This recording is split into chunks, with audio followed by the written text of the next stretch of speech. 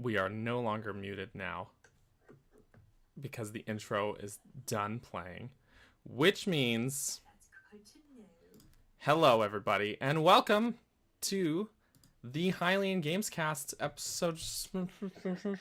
And I'm sure there's a number, an actual number, I'm sure about it. And I am Daniel. I'm not Game Over Jessie, but we're all very fortunate to be joined by the Game Over. My cat just meowed really loud in the hall. We're all joined by the Game Over guy himself, Game Over Jessie. And hello everyone. Yeah, he's here, guys. He's on his phone, so we apologize in advance for any audio quality dips or if it's lower quality than usual. But the show must go on. Just for me.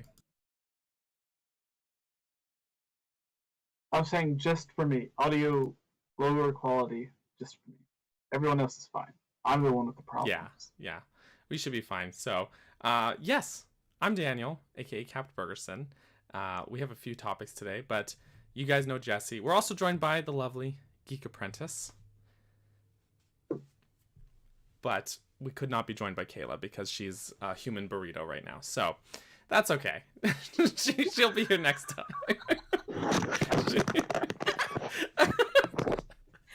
I thought Jessie just like quit for a second there. He's like, okay, I'm done. No. Everything. It's just, I do not have, yeah, hi. So I asked the intro for everything. Because for obvious reasons, I cannot. So if I have issues, I apologize. It is nothing to do with the how professional Daniel or Geek are. It is all my fault. So just blame me, not them. Yes. Yeah. And there was something else I was going to say. It's the donation thing. You guys were here on Monday night. And Geek and myself were streaming some Mario Kart. Of course, we're so grateful to everybody who joined and donated.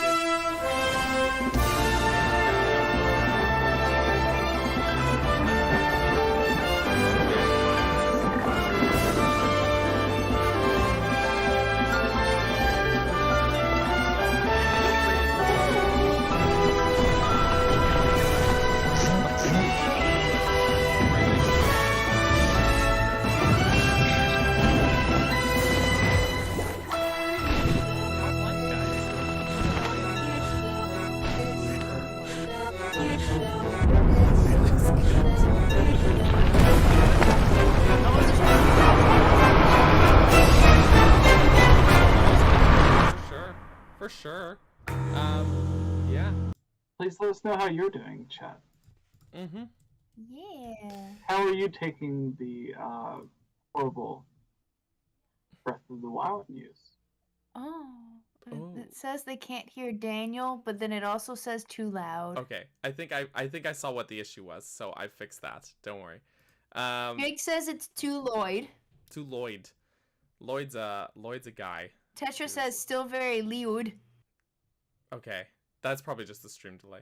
I just put a little video in there, and I apparently the sound of that video was too loud. Because Kayla's not here, I just put in her box. I just put some video clips here. So, anyways, we're good. We're good. Oh, we're all good. So confused. I was like, what do they mean trailer? Are they trying to talk about Jessie? Like trailer. I don't. Jesse's in a trailer. Not a trailer. He's a human being. He is a human being. Well, sometimes I can be a human. Most times, I would say, like, out of 10 times, 9 times, Jesse's a human being. So, but we didn't say anything, really. We were just all like, hey, how's everyone doing? Everyone's good. We're good here. So don't worry, you guys didn't miss anything. Sorry about that. Anyway, audio's fixed. So, we have a few topics to discuss today. And I think the first one we might as well get out of the way is kind of the elephant in the room, as it were. That update video. Banjo-Kazooie 3 is coming to Switch. The what now? Banjo-Kazooie 3 is coming to Switch. Is that the big news? My literal dreams. Oh. I don't. Okay, Daniel. What is the news then? The real news is. Please don't upset me. No. Uh-oh. I don't know how to say this. The sequel to Breath of the Wild has been officially delayed, which many people expected. Many people thought already it was delayed.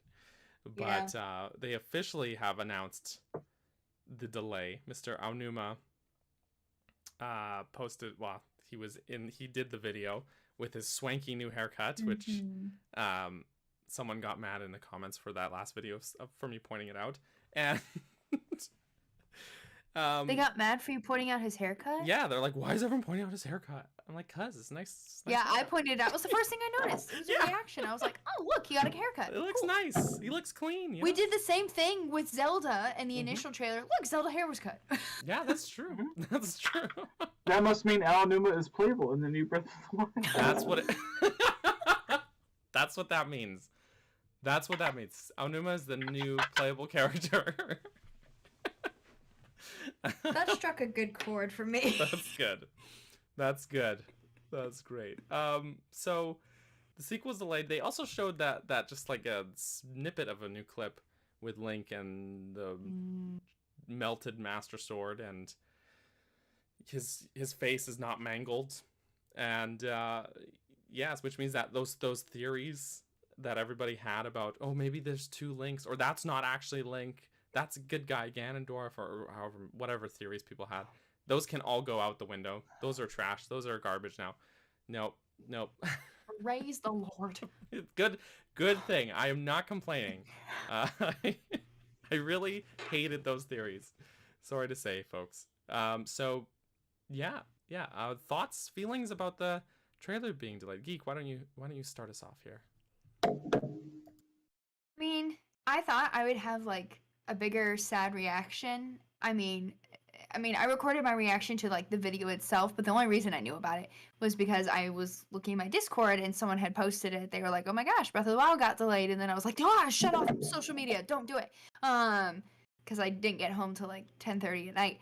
I was sad because I would love to say that it was coming this year, and I had been saying that like, "Oh my gosh, guys, we're gonna get to play it this year," but at the same time, you know, look at the originals, you know, backstory, and things get delayed, and it's, I don't know, I guess I trust Nintendo's judgment. So I'm like, okay, if they feel the need to delay it by a few months, because maybe the original release was going to be like November or December, so this is just a few more months, and I guess maybe it'll be close to the 6-year anniversary of the Switch and Breath of the Wild itself. So I'm kind of like, well, if that just means they just need to clean up a few things, make it even better, that's fine. I mean, again, I would love to play it sooner rather than later, but I'd rather have a better game. And by that point, in some respects, I will be in a better place to be able to play it for personal reasons. So for me, it's great. If it means better game, that's great. This is fine. So I have no problem with the delay. Yeah, no, and I think that's fair. I think I'm pretty well aligned with that. Jessie, any thoughts there? I have a lot of thoughts, Daniel. Oh, good. One, how do you get your hair looking so nice? I blow dry it. Cool. Okay. Two, Breath of the Wild delayed. There's a quote some may attribute to Miyamoto because he is. Even though Miyamoto never actually said that in quotes, but that's okay. That's fine. A delayed game is always whatever game. I believe is the exact quote. A delayed game is whatever game. I think the quote was, a game is always a game, but a game is eventually a game. that's the quote. That's the full quote. Okay. I'm glad to know. Like me writing my senior thesis. Yeah. Trying to fit all, trying to hit the word limit, right? With that, people should know Miyamoto was still in charge of the Zelda series. Now he's just like creative fellow, whatever that means. Like they created a big position for Miyamoto. You guys can still hear me okay? Mhm. Good. So I don't want you guys to not be able to hear the amazingness that is the voice of Jessie. So Wind Waker famously, of all the delayed Zelda games, Wind Waker was rushed to completion, so much so that they took out a bunch of the stuff. Like, there was 2 or 3 dungeons they took out completely. Didn't replace them, didn't subsidize them for anything, just like, nope, we're just yoinking these things out. And they left in the Triforce quests. And their excuse for taking out the dungeons was because they felt it slowed down the game. And if people don't know, whenever they remade Wind Waker HD, the reason for taking or shortening the Triforce quest, or for Tantalus doing so, was that it slowed down the gameplay. That it was basically like everything slowed down to a giant halt when you came to the Triforce quest. And my thought after that interview was always like, okay, well, how's the Triforce quest less boring than 2 or 3 dungeons that were near completion or almost completed? Who knows how far they were into it. And so I think about that, and I think about this quote that everyone on Twitter, Instagram, Facebook, if you're still on Facebook, or MySpace, everyone is posting this quote. Like, a delay game is always a thing, which is like the same thing every time a game associated with Miyamoto or Nintendo is delayed. Like, they always post that. It's like, no, it's good news, blah, blah, blah. And it makes me wonder, what could the possible, like, the actual reasons be for the delay? Would it be because they aren't actually finished with the game? They actually do need these 2 to 3 months left? Like most games, if they aren't delayed, you see them release, and then there's like a giant day 1 patch, which Nintendo has almost never done. I don't want to say never because I don't know. There are some games that I haven't played. I know ARMS was spectacular from day 1. Don't you say it wasn't. But yeah, what are your thoughts on this? Do you think it was something to do with like the global economic situation that things may be happening now? Like Europe has some horrible stuff going on, and that is a huge part of their market. So do you think they're just delaying this massive game they've spent 5-6 years on, hoping everything will calm down after like giving it an additional 6 months or so? Or do you think it is like, oh no, we're really not finished? Or do you think Miyamoto just came in after lunch one day and was like, hey, are you working on this? Not anymore. And then just like threw everything off the guy's table and was like, you know Kakariko Village, you know where it's at? Cool. Do you know where the Lost Woods and Korok Forest are? Good. Swap them. Which is something they literally did. Right. They like, did do that. A few months before Breath of the Wild released. Yeah. Or before the demo they showed off at E3, where they were like, hey, let's take these two of the most important locations in Zelda history, Kakariko Village and Kokiri or Korok Forest, and just like, here they are, famously. And just swap them. I think you actually mean Karaoke Village. But Karaoke Village. That's right. Yes. Yeah. So According to my mother, yes. Karaoke Village. Or as I called it as a young wee lad, Corcorico. I hadn't thought about everything going on in Europe. I actually wouldn't have thought to attribute it to that. I know that's why they delayed Advance Wars. I guess because they thought it might be in poor taste to release a game all about modern open warfare with tanks and stuff like that while all of that is going on. So they said that was the reason why they were open about that. That's fair. So I don't think it has to do with that personally, because with Advance Wars they said like, we're delaying this game because of current world events, whereas here they've just said like, we've decided to extend the development time. So I think, yeah. I mean, this is nothing new for the Zelda series, of course. Pretty much every mainline 3D Zelda game, almost all of them have been delayed. I think maybe Majora's Mask and Wind Waker are like the exceptions. But I think every other 3D Zelda game has been delayed, and so it's pretty much par for the course at this point. Obviously, I'm a little disappointed. I was looking forward to playing this game this year. I really thought that it was gonna be that was gonna be the case, but no, and that's fine though. I thought that what they were doing is they were holding out on announcing a release date for so long because then they can avoid quote unquote delaying it, because you can't delay a game unless you give it a release date. But then they still ended up doing that. So I thought wrong, I guess. But yeah, I mean, it kind of sucks, but it does make me excited because there's one particular line that 𝗷𝗵𝗲 says, and it's basically talking about expanding the world and like what's going to be different in the sequel. And it talks about, okay, it's going to be in play, you're going to be able to play in Hyrule and the skies, and the world will expand beyond that. So that kind of just gets my brain running. Like, beyond that, what do you mean beyond that? Like, do you mean literally like farther out from the borders of Hyrule? Like literally beyond that? Do you mean in different ways? Do you mean parallel worlds? Do you mean swimming? Like there's so many things that it could mean, right? Yeah. So yeah, I mean, I want to swim. I do want to swim though. I do want to swim, especially because like there's gotta be stuff underwater. Like we recently played through Skyward Sword, and I'm playing through. Actually, Geek, you're also playing through Twilight Princess, right? So, the swimming in those two games is pretty solid, I think, as far as 3D Zelda games go. And it's like, well, this is missing. this was really missing. So yeah, I mean, I'll always accept it. If they're gonna delay the game, I know it's gonna be for the better in the long run. But I mean, I also sometimes I start to feel a little restless about having to wait at the same time. So yeah, there is that.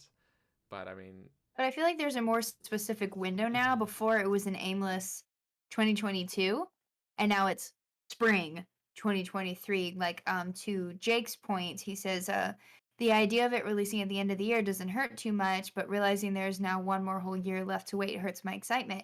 Except it's not a whole extra year. It's a few months. It might feel like it because you're thinking 2022 to 2023, but we all anticipated it probably being the end of 2022, and now it's just a few more months. But now there's a specific season, at least. That's true. It gives us a more like firm headspace of like, okay, now I know how long to wait for. Yeah. In theory. And it's about the same length between Skyward Sword and Breath of the Wild, isn't it? Because that was 2011 to 2017. Yeah, that's a good point, actually.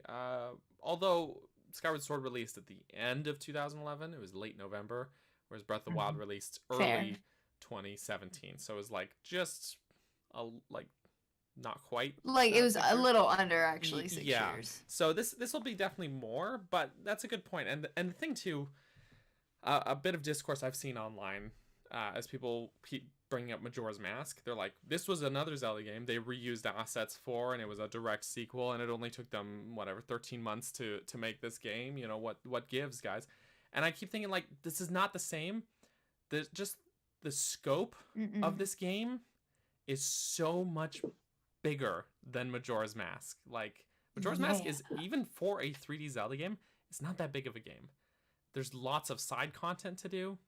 There's lots of things to explore. But if you just look at Termina, there's 4 dungeons, and the Termina itself is smaller than Hyrule in Ocarina of Time. Like it's a literally smaller world. And this is not just taking the biggest version of Hyrule to date, but expanding on that in some way. So it's like not an apt comparison by any means, because the scope of these games is so different. Yeah. And Jessie, you keep and you're my silent Bob right now. What's you have thoughts here? Well, Bob. Yes. So with Majora's Mask, everyone does.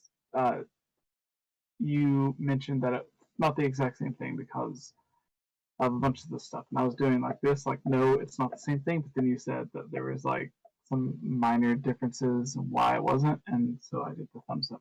Basically, yeah, like a lot of people think like 𝗏𝗏Quest or not 𝗏𝗏, Master Quest and Zelda 𝗏𝗏 became Master Quest, and then Majora's Mask was left in the middle of like the second thing. And it was like a lot of the dungeons, the reason they were able to carry it over is because most of the work that they spent actually did go to the side quests and stuff that you mentioned, whereas a bunch of the stuff in the newer dungeons that we did see in Majora's Mask, those 4 main dungeons and maybe even some of the mini dungeons that we've seen, like when you're on the moon and you have like the little miniature segments, where ideas scrapped or left over from the development of Ocarina of Time that they would have used in the expansion for Ocarina of Time. So they had those mechanics or stuff left over, and they just had to build out the mechanics of like the mask swapping and stuff. So they're Also, a mention perfect on all is of that that. we don't know how much, but at No, least no, we don't know how some much, of, but at the same time, like yeah. Ocarina of Time did so well, they were able to hire like a lot more people onto their team, and like that was 1998 until the end of 2000. A lot of people say it's 1 year, but they were also developing the 64 disk drive stuff within like that 99 period. So a lot of the stuff that they were already developing just got pushed over to Majora's Mask, and that's why Majora's Mask only took a year. And we don't And know how people are much like, well, was carried over, but like I remember when right. it was one of the Giga Leak things, for example, where they found like early like ROM files of Ocarina of Time, and there were whole areas that were in these early Ocarina of Time files that are literally areas in Majora's Mask. And so they had like already a lot of the, it's when we say like Majora's Mask reused assets, sorry, a lot of people think like, oh, they reused the character models of NPCs and stuff like that. But they also literally took like scrapped ideas out of the trash and put them like that got cut out of Ocarina and put them into Majora's Mask. And so like the whole Beneath the Well section in Icana Canyon, that was originally developed for Ocarina of Time. Same with one of the spider houses. Those two I know for sure were, but who knows what other areas that might have been the case for. So it's really interesting to think like how much stuff they had to work with already to get that game going. Whereas here, it feels like they're putting, at least with the trailers they've shown us, it really feels like they're putting a lot more emphasis on new stuff that and a lot of it seems like cut concepts. Like his arm being corrupted. Even there was concept art in the creating a champion with the broken master sword as well, and that's spilled into this game, which is really cool. So yeah, I mean, but there's a difference between like concepts versus like whole literally modeled areas and stuff. So yeah, but that's actually a good segue to kind of our not next topic, but I'd say subtopic of the delay topic. That clip we saw in the trailer, I thought it might be fun if we throw around some ideas. What do we think the heck is going on in this game? Because what we see is, which we already knew, Link has kind of his mangled arm. He's got his new outfit. But what we didn't know before was the Master Sword is going to be, it seems like, almost entirely destroyed, except save for like a bit of the blade and then the hilt, right? So thoughts about the story, about what this means for the game, for the series, etc. Geek, do you want to start us off? Sure. Well, the thing that struck me about the sword was almost the fact that it looked like it had been melted, and I thought of that tiny little clip from one of the first 2 trailers where we see he has the Master Sword with him when his arm is getting engulfed, so it's like, does it affect the Master Sword too? But it has like these weird little holes in it. It looked like Swiss cheese. But it another totally part of me did was look like Swiss is it cheese. it does. It's totally like the Swiss cheese sword. Swiss cheese. I just said Switch cheese. Nintendo Switch cheese. No. Okay. Swiss cheese. It's the new thing, guys. I'm not even a huge fan of Swiss cheese, but part of me is jumping back and forth between either it's really damaged or this is actually somehow an enhancement. You know, I don't know how that could Okay. be implemented. I'm like, what if what's happened to it? Like, what if something about this is it's like actually like it makes no sense because it's like, but it's supposed to be a point like a normal sword.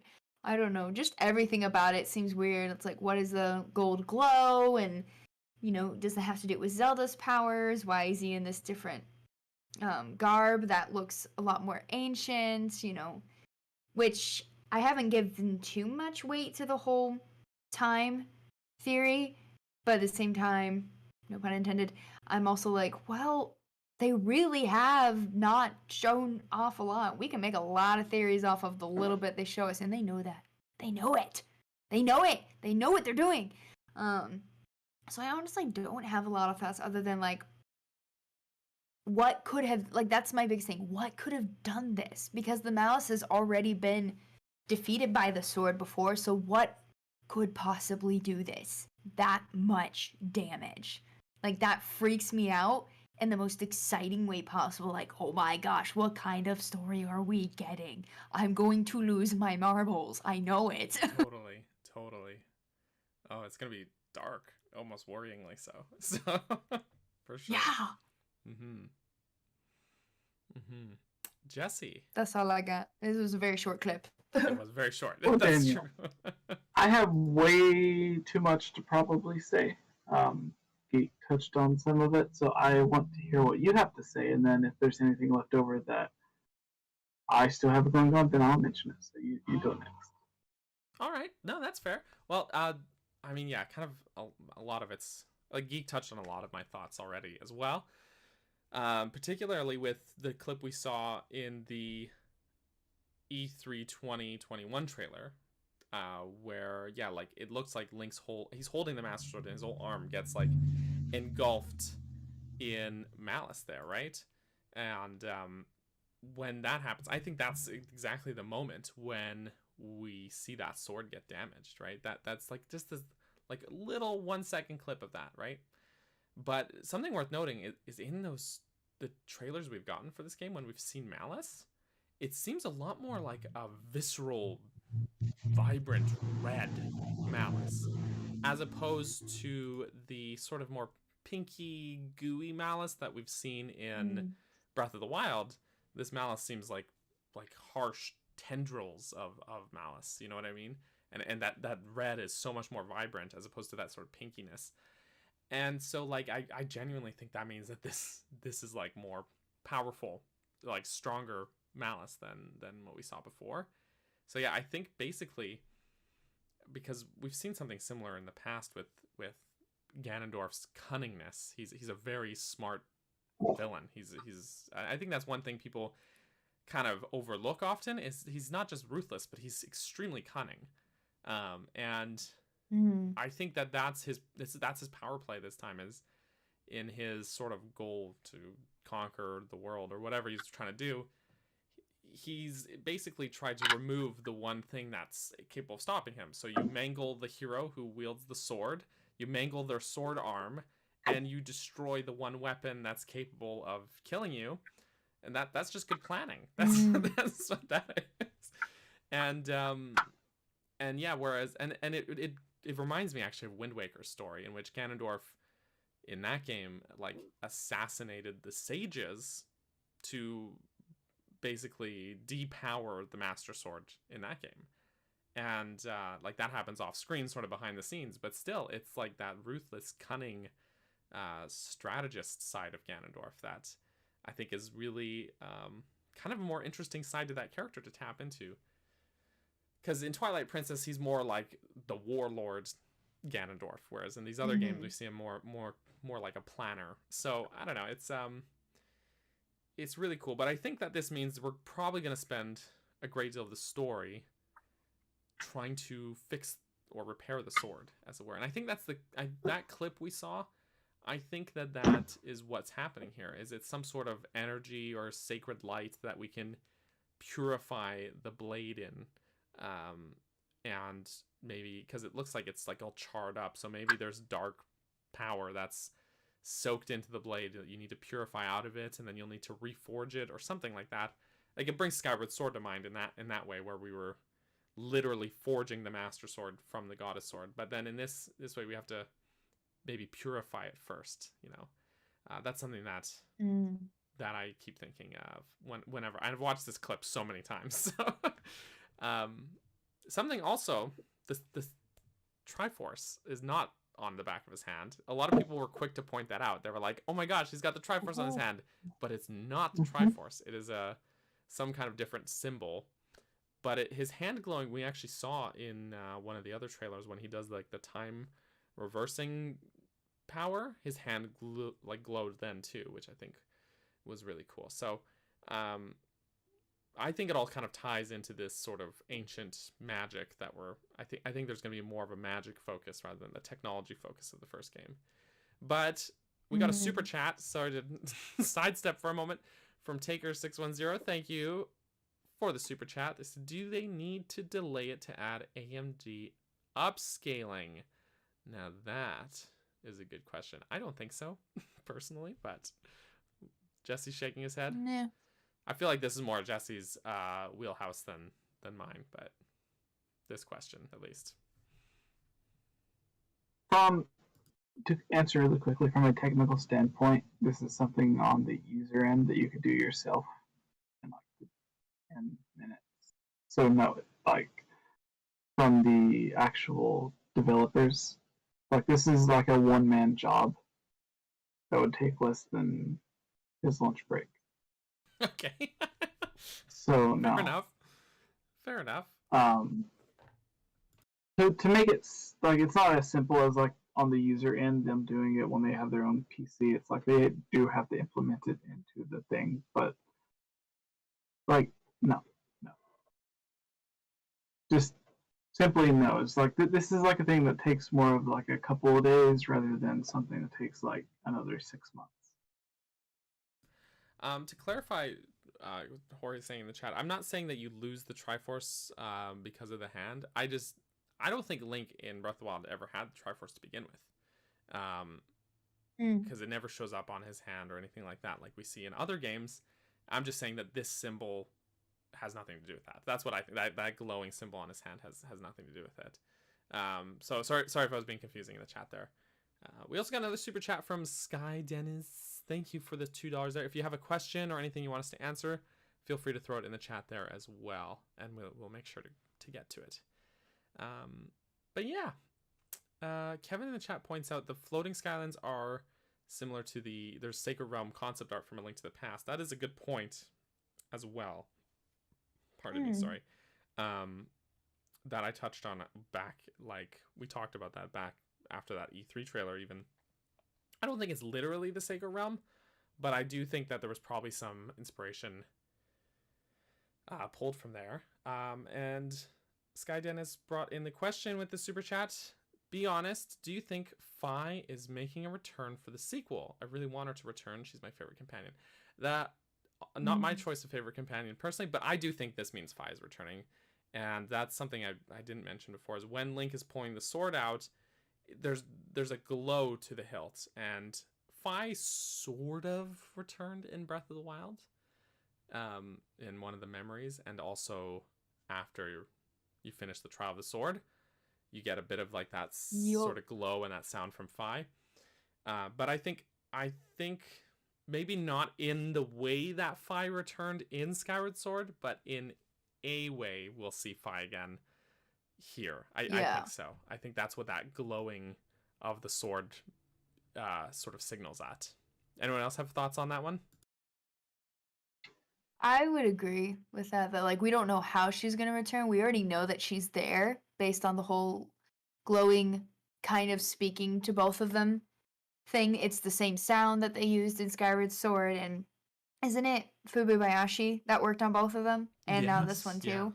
So it would make sense that he would have things tied in together, but that would be my next question. Like, are we literally going to see her, or is it going to be like we finally hear a voice, you know, in what capacity? But I do think / just hope that she makes an appearance of some sort, not necessarily visually, but you know what I mean. Yeah, to your point about not necessarily visually, I don't think she'll be popping out of the sword like she did in Skyward Sword, but I can see her playing a role maybe even if it's just like text on screen, Link hears a voice or something like that, right? I could see that as likely. Jessie, any thoughts there? Yes. So when the sword break, has our friend 𝗵𝗲 posted his video yet? Yes, and it's really good. It's a really good video. I do suggest people go watch it. Yes. As well as the video we posted on this channel the other day too. You know, and Geek, you actually posted a video too. It was a pretty short one because this is a very short trailer. So. Yeah, it was just me going, "Oh wow, look, a clip." Okay, bye. All right, so you guys, everybody watching, you have a few videos to catch up on now. So yes. The Geek Apprentice. Go check out hers. She had a great reaction video thing to it, and 𝗵𝗲. But with the sword breaking, like everyone has been mentioning demise, but more so just because of Skyward Sword just came up and Ganondorf and the whole connection there. And then there's 𝗏, or 𝗶, however you want to pronounce it. I don't know. I'm not 𝗏𝗵𝗲. I don't decide these things. So with the sword broken, which it did break in the prequel. Yeah, technically the prequel. Like the whole Age of Calamity or pre-Breath of the Wild time, like Zelda had to take like the broken sword back to the tree. Yeah, but it's like damaged, but I wouldn't say like it's nowhere near as broken in Breath of the Wild's memories as like in this trailer, right? Yeah. It's no like Swiss in this cheese. one, it's like it's just completely like half of it just like melted off. Yeah. Whereas in the previous, especially the artwork, it's like it's cracked and like there's little chips of it broken off, and then like the tip of it's broken off. But like all the pieces are there, so you put it back together like a puzzle.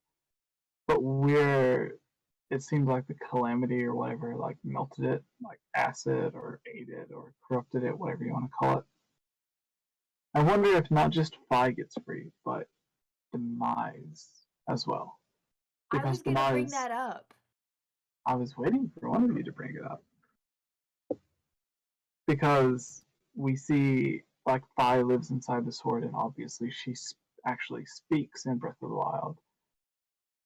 But demise as well, like, when he is absorbed or consumed, or however you want to call it, I don't really know what he particularizes, turns into like a bunch of particles. Doesn't it absorb into the sword?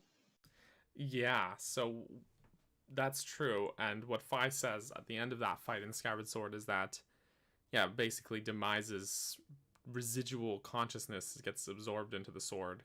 Yeah. And I mean, I think there's mention in the dialogue. I have to go back and check it. I think it's mentioned that like that consciousness contained in the sword is like decaying, but who knows how long it would take for the literal Demon King's consciousness to decay, as it were.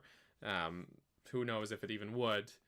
So I mean, that's a good point. I've always sat firmly in the camp of we're never gonna see Demise again, but I mean, I've been wrong before, so I don't know. Haven't we all? Yeah, we all have. So I mean, it is what it is, right? Sure. It could very well be the case. That would be an interesting prospect, though, because we've already seen Ganondorf in this, in one of the other trailers.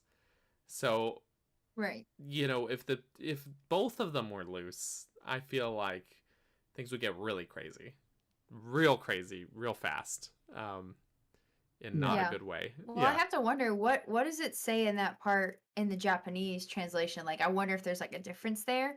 I guess we have to wonder if that matters too. Most people like to refer to the Japanese one. But I even had that thought of like, well, if Demise's consciousness is held in there, even if he's like almost completely decayed, even though he says his spirit will live on somehow or whatever. Even if it's like he's not making an appearance, but somehow there's some strong connection going on between him and dehydrated Ganondorf to where like he's like destroying the Master Sword from the inside out, or like 𝗏 is dying or something. I don't know if that makes any sense, but all these thoughts just make me go, yeah, no, this is gonna be dark. Oh, totally, totally. And that's like just this persistent theme. I mean, we see these visuals, they're in the sky and it's all like daybreak and it's all gorgeous and it looks great. But I keep just thinking like this game is gonna, this, at least, you know, in the story sense, it's gonna be really dark. We have Link getting like basically mangled and having a prosthesis for an arm. Now we see the Master Sword, like that one weapon that has survived for like thousands of years with this sacred power, just that getting completely half melted and just completely busted up. You know, zombie Ganon, zombie Ganondorf. That's like, there's so much going on here. And it seems like, I thought Breath of the Wild had a pretty mature, dark story. Like, I know many people are like, it's not mature, there's no grit and swearing and stuff, but like, we're basically talking about like an entire nation's worth of people getting like vaporized, and then, you know, all this stuff happening 100 years before the game even starts. So I'd say it's a pretty dark story, but this seems like it's gonna be even even worse. So yeah, which I'm fine with. It's funny how people associate like dark has to mean like crude things or swearing or things like that. I'm like, dark? I mean, look at Majora's Mask. That was existential dark. Yes. But the visuals of Majora's Mask are, for the most part, pretty bright. It's got very vibrant colors and stuff like that. Yeah. But yeah, it's totally a dark, which like they it's promoted on a the dark game. Some of the normal marketing and the packaging. They have these the expansion pack. It was able to have brighter and more colors. So yes. Oh, okay. I didn't know that actually. That was the expansion pack, but I mean, yeah, the expansion. Majora's Mask is like a different kind of dark game, right? Like Twilight Princess is a dark game, but you know, there's a lot of like grit and misery and stuff. But like Majora's Mask, like Geek said, is existential dark. It's like it cuts so deep in a different way. And not to say that this doesn't have its sort of like grit dark stuff happening, but I don't know, like it feels like in a lot of ways they're just like, oh, this is something you've been really attached to in the series, dead, you know, or something like that, you know. Yeah. Master Sword, broken, like the one super powerful weapon, no, you know. So I don't know, I feel like it's just, the story is probably going to cut deep in a different way, and I'm excited for it. I'm very excited for it. Breath of the Wild was built on breaking conventions in a sense. Why wouldn't they just keep going? Totally. I do have to wonder, with this sword thing happening, and if the story is going to revolve around repairing the sword or purifying it or fixing it or whatever, if we're going to have to do more for sure before the end game. Because like for Breath of the Wild, once you're done the plateau, you could very well just choose to go straight for Ganon. But that might not be the case this time. So I don't know about that openness. Also, Vernon just super chatted $5. Did we meet the fundraising goal? Thank you, Vernon. Appreciate the super chat. Not quite, but actually made very good progress on it. So we appreciate any and all contributions. So thank you for the super chat there. I will say on that note, I know we mentioned it a little bit earlier, but or did we forget to mention? But I did leave the donation link in the description of the video here, and that donation link, if you're able to, no pressure if you're not, but if you're able to through there instead of super chats, either one is appreciated, but that would be better, I would say, of the two, just because YouTube will scoop a portion of the super chat and also hold on to it for a month. So but either way, we, you know, not to say no super chats, because we still really appreciate it. So either way, do what works for you, but I just wanted to put out why we have both options. So yes, but I guess, do we have anything else to add on this note, since we've been going for however long now, almost an hour, or it'll be one final thing is, if you think of the sword being melted in half or corrupted, whatever you want to call it, usually we do have to repair the Master Sword throughout the game. So maybe that'll be like that golden light is, to where like the closer you get to those golden lights, or the more you get to similar to the dragon, not the dragon, the flames from like Din and Nehru and everyone and Skyward Sword, where it not repairs your sword but changes it from like the white sword to the master sword and like the full powered master sword and everything. So I wonder if it's something similar, but also in Breath of the Wild, it seems at the beginning, or at least in the creating a champion, they wanted or they had the idea of you having a dog companion that would just like run around with you even more than the wolfling that they ended up just making optional as an amiibo. So it seems like that was sort of an idea they had because it like there was plans for it to do a lot more than it eventually did. So I don't know if Link had like just a pet dog at the beginning of the game or whatever. But carrying on with that idea, it seems like they split it towards like you have the optional companion with Wolflink that you get with the amiibo, and you have the benefits of a normal companion, like how Midna would help you jump from like a ledge to another ledge or over a cliff or lift up stuff. Like Midna had her benefits, and Navi would like talk to Saria and do whatever for you, tell you like, hey, there's cold water coming in from Zora's domain, maybe go check that out. So with the sword broken, sorry to interrupt there, Jessie, but we just got a donation from Tetra. Thank you so much, Tetra. Appreciate that as well. That was all. Go on, Jessie.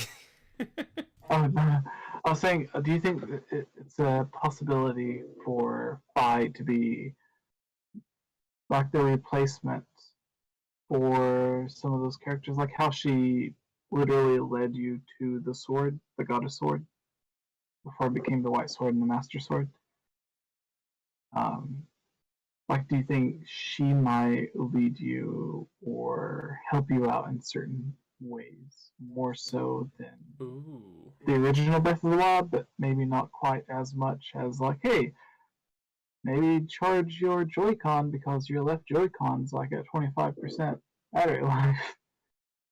But like, oh no, not that. Like a healthy in between, where like Alan was like, okay, I get it. They like companion characters, but they don't like them interrupting the actual gameplay. So somewhere in between, where like Navi will just kind of like pop out of your hat at certain times, Fi would pop out of your sword at certain times, Midna would pop out of your shadow at certain times. So, do you think Fi could come back in that regard to be the companion character for this game? Since we are exploring in the clouds, which is, whether it is like literally just the clouds and like it isn't a different realm, it's just the same world, it's just above the clouds, so we normally can't see it, but it's always been up there, like Skyloft is, where there's like kind of a cloud barrier that keeps you from seeing, but it's not technically a different realm, it's just really high up in the air.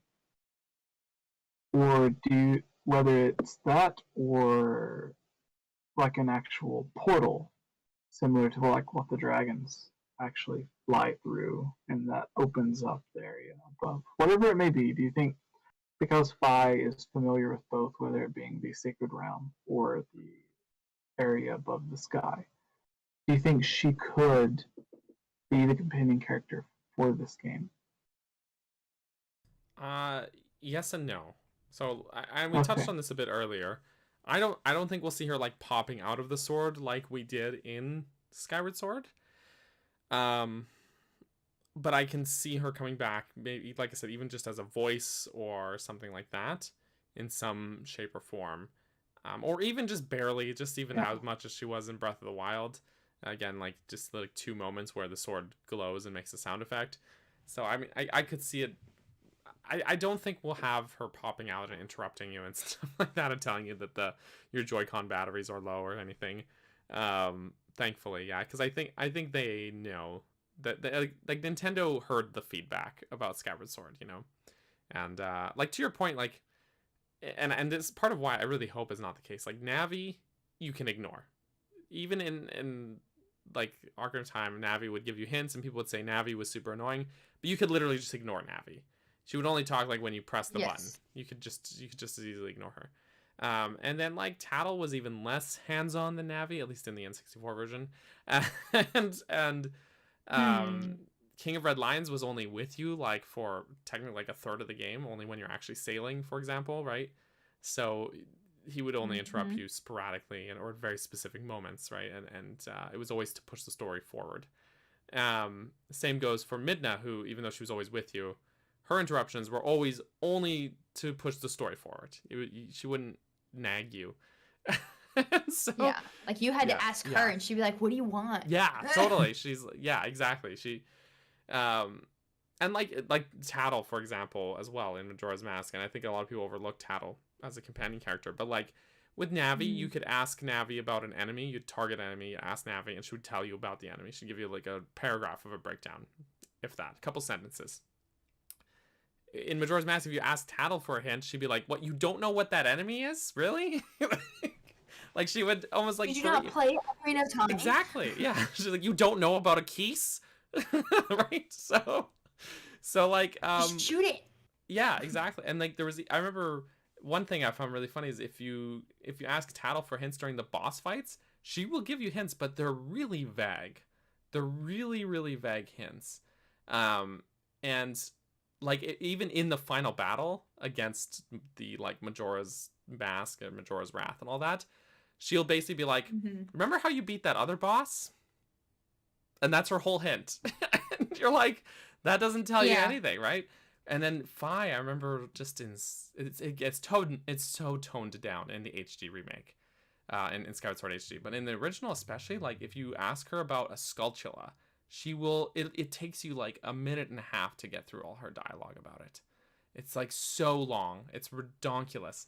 And so yeah, that was toned down in the HD version. We had zero companion in Breath of the Wild. Even in like the DS games that came after or whatever, like everything was so much more hands off. And I think Nintendo knows that that's what people prefer. They don't want to be handheld. No one likes the hand holding, basically. And so I think they have the idea. So I don't think we'll see Fi in the capacity that we saw her in Skyward Sword for that reason alone. Do you know what I mean?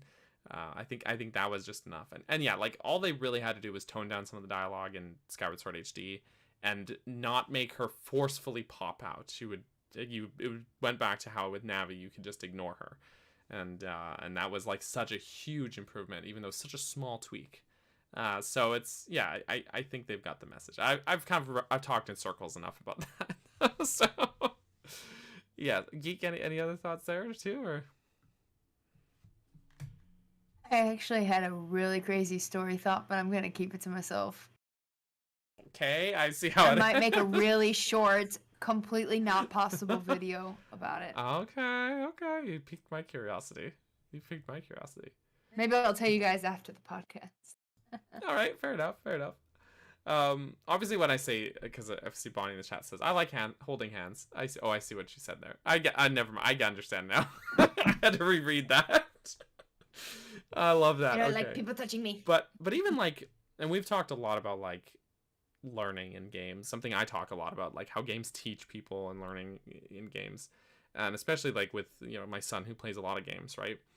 Like that was one thing where it's like it just having a lot of hand holding does not necessarily mean your game's easier or your game's more accessible, right? I found Breath of the Wild is a more accessible game to a wider audience because it lets you try things out. And Skyward Sword, I found, is like my son had way harder time with Skyward Sword because it wasn't about trying things out and the amount of hand holding didn't help. It was just like, this is the right way and this is the wrong way to do things. And having that sort of strict rigidness, it has its place in games. Don't get me wrong. I like Skyward Sword. I'm a staunch Skyward Sword defender, but I find it's less accessible because of that than say Breath of the Wild is. So, some thoughts there. But we've gone off topic here. Do we have any other thoughts about sequel, about Breath of the Wild 2 delays, etc. that we want to go for before we move on to the next topic? Or I think a quick yes or no might do it. because I don't think we've touched on it. Do you think a possibility for the delay is for, I think Bree was the one who actually told me March 3rd next year is actually a Friday, which makes sense for gaming releases. And with it being like an additional 6 or 3 months, however long it would have originally been. Do you think it could be for a new release of not just Breath of the Wild 2 on the anniversary of its original release, but for a dual release as well? Because they have traditionally been like, hey, Twilight Princess, let's delay it for another 6 months so we can make it for the GameCube and the Wii. Or for Breath of the Wild, they're like, let's delay it for another 6 months so we can make it for the Wii U and the Switch. So do you think this could be like delayed for another however many months for the Switch and the Switch 2 or whatever else they come out with? I could totally see it happening. Like I said, Switch is like more than 5 years old now. 6 years old by the time of next year.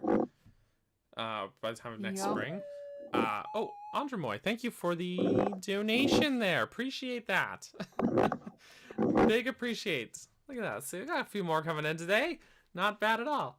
But yeah, I could totally see it because like when you launch a new system, you need like a killer app, right? You need like, and I think Breath of the Wild's release for the Switch, even though it was a dual release, I think it really propelled the Switch's initial sales. Like that game was so hyped up and so like people were so excited for that, and like the game outsold the Switch because there weren't enough Switch units. So initially, at least, it outsold the Switch, and even though it was on the old console, people like myself wanted to play it on like the new system too. And so I could totally see it, even just as a marketing thing, that they would want to they would want to bolster whatever new hardware sales by bundling it with a game as anticipated as this one. It's a highly anticipated game. So sorry, that's my worst joke ever. But it's I was wondering if I was just hearing things or if that was intentional. That was intentional. I'm sorry. I'm sorry, but not too sorry. Oh, Jessie's quitting again. Yes. This pun is terrible. I quit. No, no, I could totally see it bundling with new hardware though. I don't know though. Like at the same time, part of me is like, well, but they haven't talked much about it. But like at the same time, like with Switch, they played their cards so close to the vest there with that. They didn't show the Switch until like they didn't actually show anyone any footage or video of the Switch until January of 2017. Like less than 3 months before the console launched. And so like people are like, well, Nintendo's not said anything about this new console or anything, so it can't be real. Like, no, they're not gonna until like they're ready. So yeah, I could totally see it. I think the game looks great. It's a good way to propel a new system into success, as it were. So yeah, absolutely. But what about you guys? Any thoughts on that? I wouldn't put it past Nintendo. There's that. That's all I got. They want the money. Yeah. I mean, they are a business. I don't blame them. Yeah, totally. That was a thoughtfully placed pun. Thank you. I'm glad you guys appreciated it. So, thoughtfully placed pun. Yeah, no, it just feels like the right business decision. And the other week I was on the Nintendo Prime podcast as a guest there. And we were even talking about that, how often when they launch systems with Zelda, those are the better performing Zelda games and the better performing consoles. And part of me wonders if it's like, well, did like Twilight Princess and Breath of the Wild sell so well because they were on the Switch and the Wii as launch titles, or did those consoles sell well because these Zelda games were like, which one is it? You know, it could be, it's like chicken or the egg sort of argument, right? We don't know. Yeah. But or it could just be that the Switch and the Wii were just consoles that they marketed really well, and games that they marketed really well. So it's hard to say. I do not know. I don't know. But Jessie, you brought this up. So what do you think about this? Are you thinking there's a new thing on the horizon, as it were, a new hardware? You're muted, by the way. You're little. Yes. You're just so you know. Well, good. I wouldn't want to. Okay, so yes, is all like honestly that's all any of us can say, because everyone has their own ideas and theories and everything. But like honestly, the longer it waits for the release, the longer it is from the Switch launch, then yeah, there's a better chance for it to be releasing with the Switch successor, whatever that may be. And because it's just a simple thing, like 4 years, yeah, that's about a little bit longer than the normal time like PlayStation, Xbox used to release their Pro models or the One X model, their half-step generation consoles, whatever you want to call them. But then like 2 years after that, that's when they finally came out with their actual new next-gen consoles.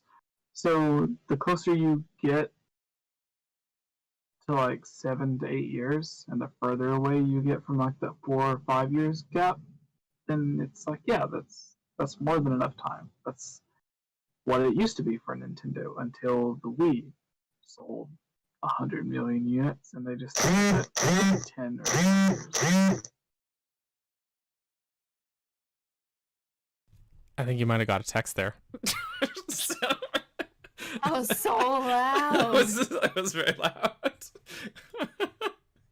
Oops. But yeah, I definitely hear what you're saying.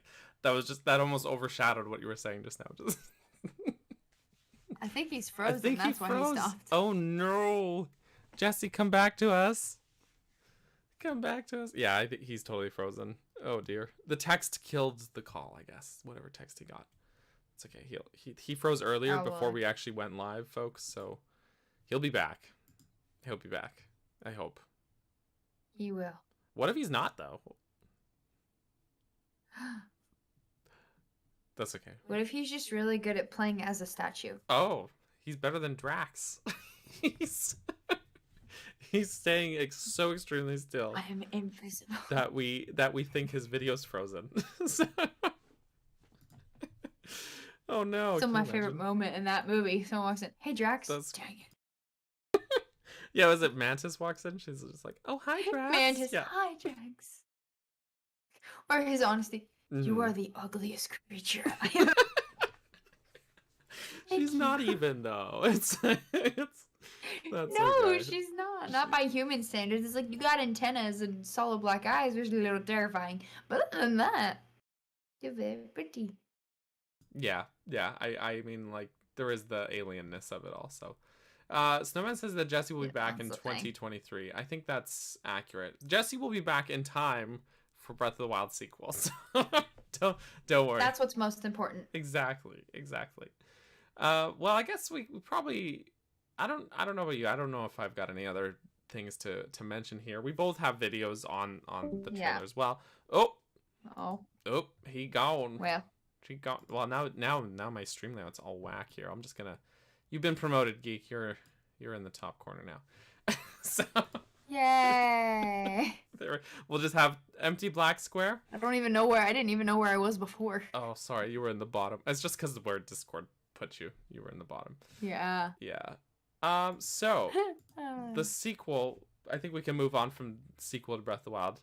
Our other news story is E3.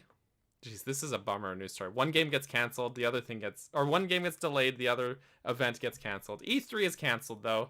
Yeah. That's the main story. Now, initially people were like, "Oh, well, this was just a tweet from some PR person, and it's probably a rumor or whatever." But right. The ESA apparently IGN reached out to ESA, and looks like he's back. And ESA, he's back! Yay! Welcome back, Jessie. Sorry, everyone. That's okay. We were just starting out here, but yeah, ESA has actually confirmed it officially that E3 2022 is canceled, and what they've said is in their statement, We will devote all our energy and resources to delivering a revitalized physical and digital E3 experience next summer for E3 2023. The E3 2023 showcase will bring the community, media, and industry back together in an all-new format and interactive experience. We look forward to presenting E3 to fans around the world live from Los Angeles in 2023. So that's official. The E3 this year is canceled. It's no longer just going to be a digital event. There's no event at all. Oh well, that sucks. Oh, that says early April Fool's joke. Oh no, that would be a heck of an April Fool's joke. Just cancel Seriously, E3. especially because it's not on April Fool's. Yeah, right. Exactly. It doesn't work if it's not on April Fool's Day. Yeah, mistimed joke. But the this does not necessarily mean that we won't see anything happen this summer, because Summer Game Fest is still a thing. And also, Nintendo, basically their E3 presence lately has been a Nintendo Direct, which is a digital thing anyways. And then they have like game demos. And so even last year, or whatever, for a digital event, it was just like any other Nintendo Direct, except long, which is great. Don't get me wrong. I like a long Direct.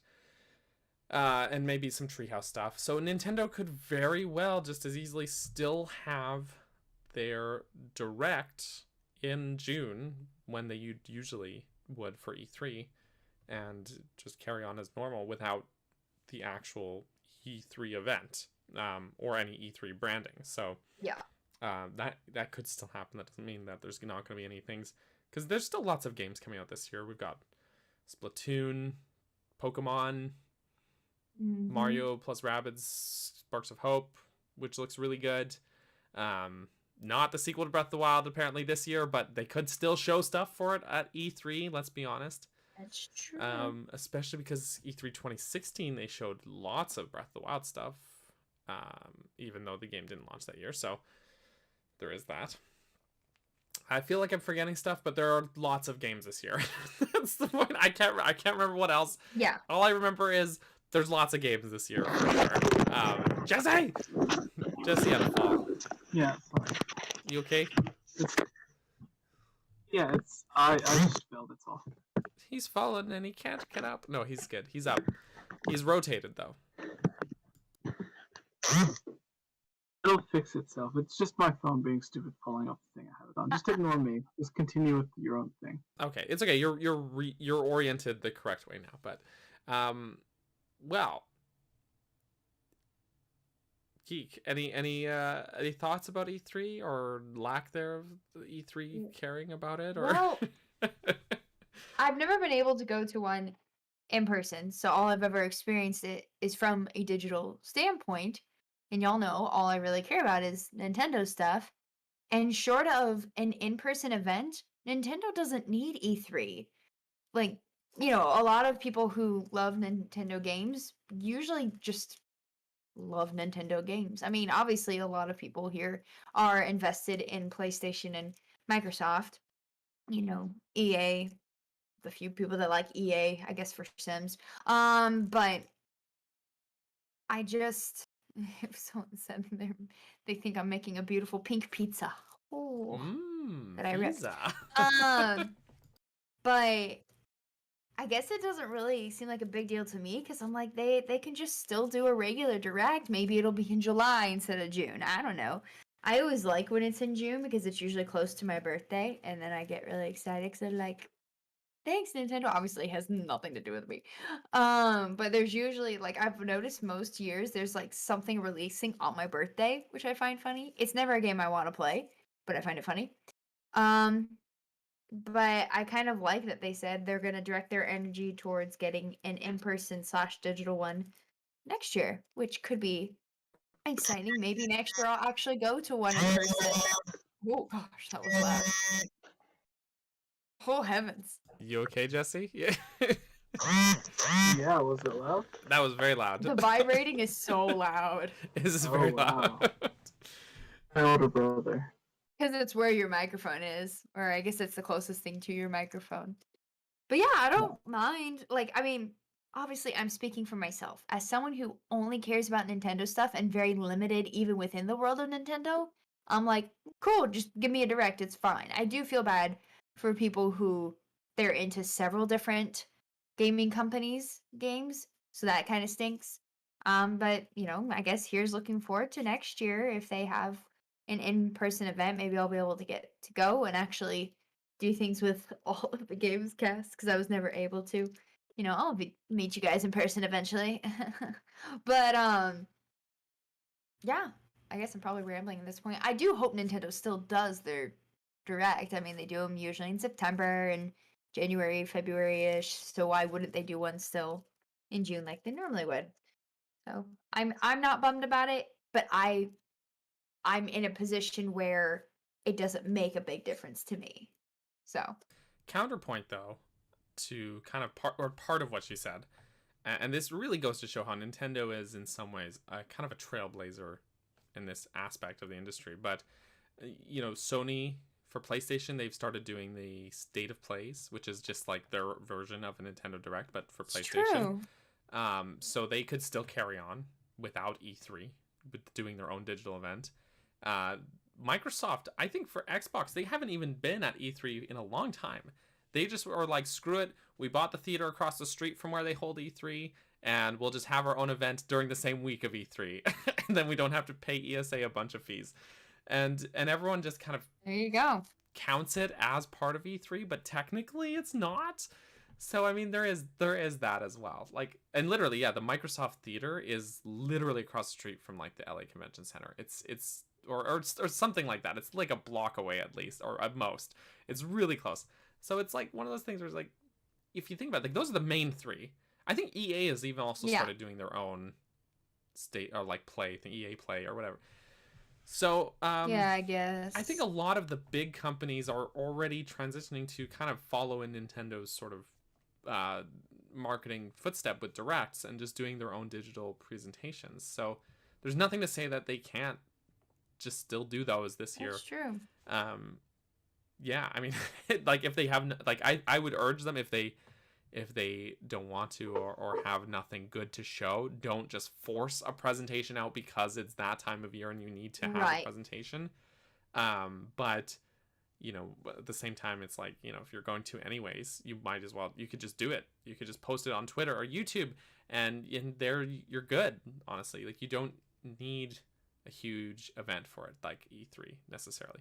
That said, on the other side of the argument, as someone who's been to E3 a couple times now with like Jessie, and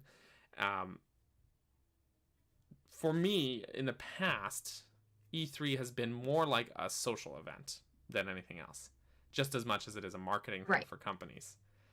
And so like last year E3 was really feeling like Nintendo's Direct was awesome. I loved it. Last year E3 was great for that. But the E3 part of it, like, I just think of it as a good Direct. It wasn't like E3.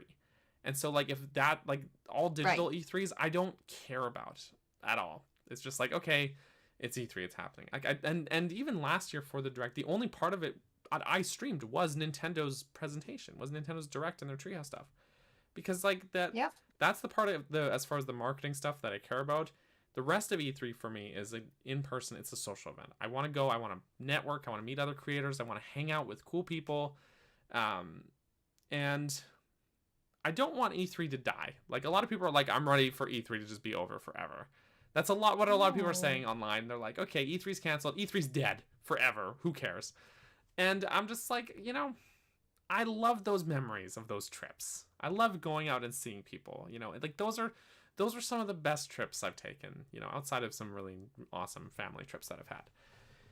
And like, I'm not like a socialite. Like, I'm not like a social butterfly. This is the one thing people are surprised about. When those times at E3 where they've met us, like, is that like Kayla's the really outgoing person. Jessie and I are a bit more introverted.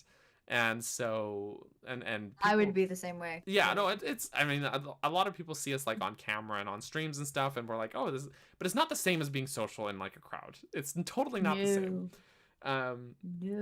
Even though we're like broadcasting to hundreds of people or whatever, it's like, it's not the same as like being in a room with 100 people or more. Yeah. So like for me, yeah, like even though I'm introverted and those moments can be difficult for me, I just really still love, actually. That doesn't mean I'm antisocial and I never want to see people.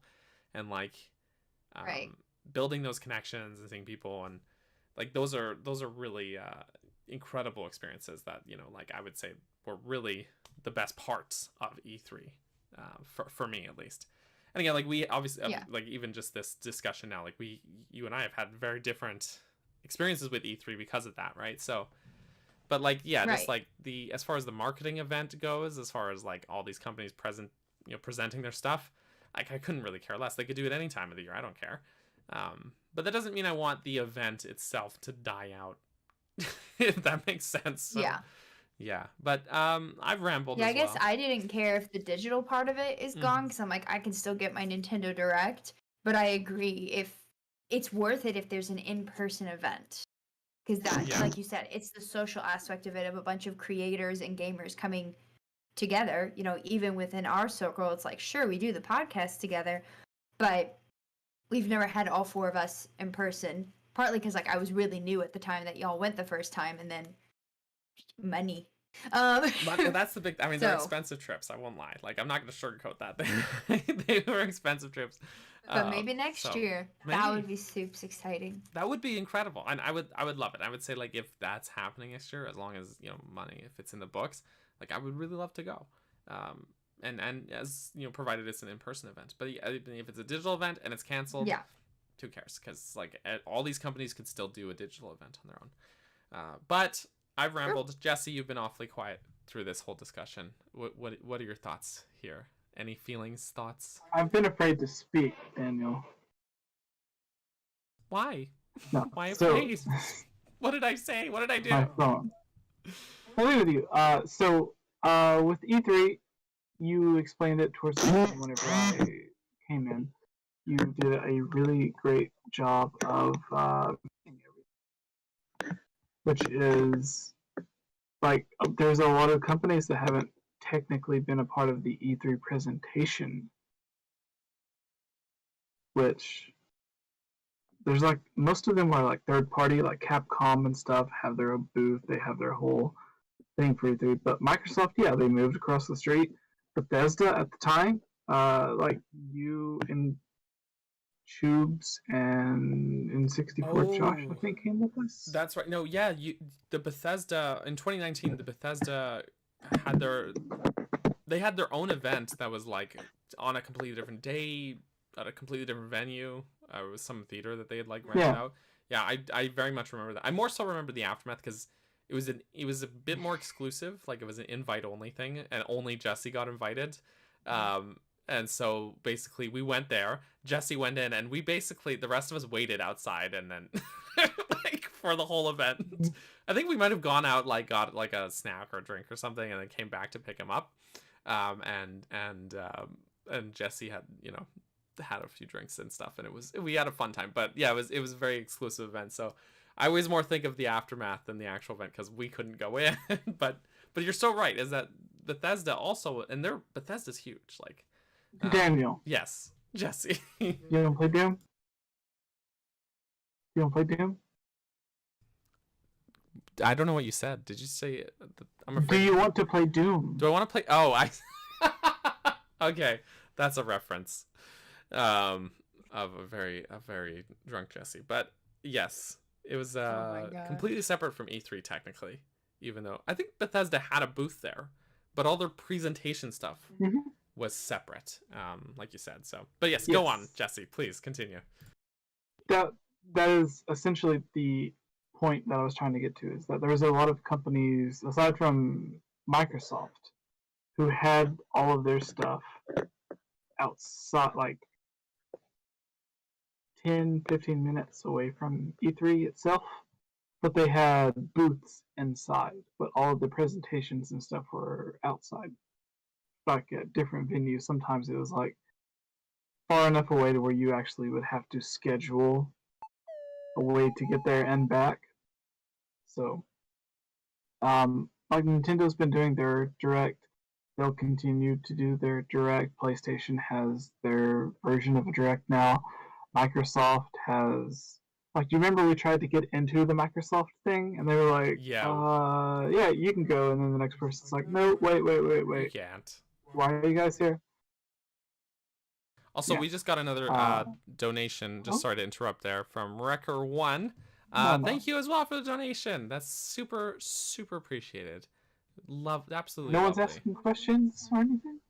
Well, it wasn't super chat. It was in the donation link. So, but if you do have a question, and by the way, and this goes for anyone who's donated, if you guys have any questions or anything you want us to get to for the mailbag section, throw it in the chat there, and we will make sure to get to it. So, but yes, Jessie, continue, please continue.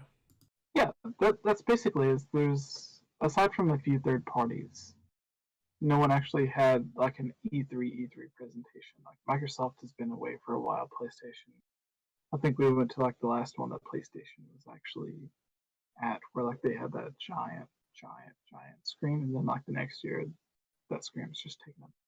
So it doesn't really matter. Right. Anyways, yeah. You basically covered it. I kind of filled in some gaps.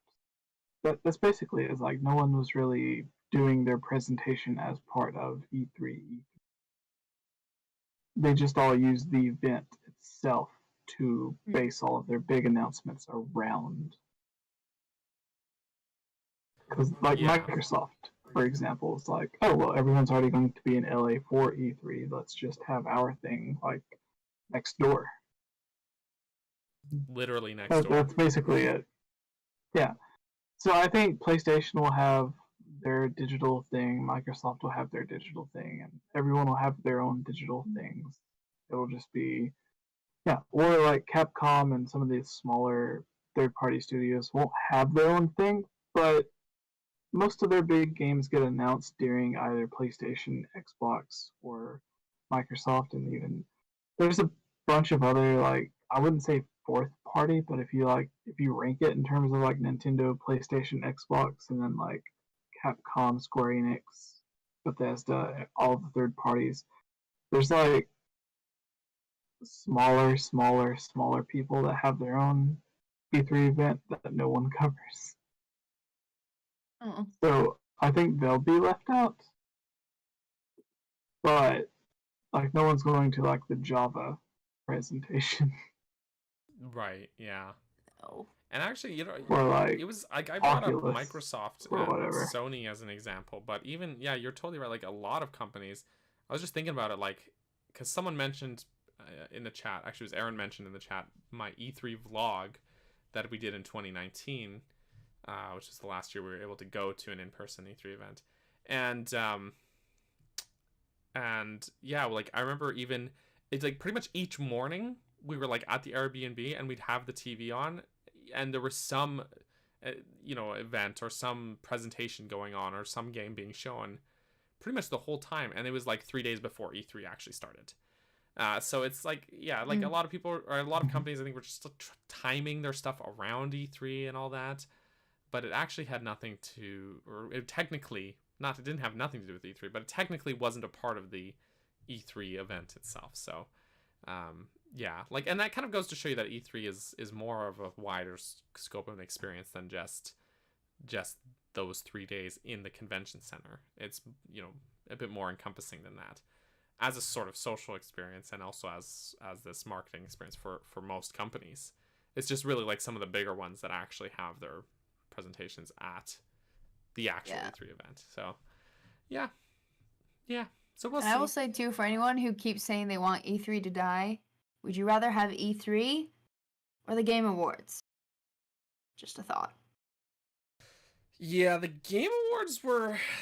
I think every year I get more and more disenfranchised with the Game Awards.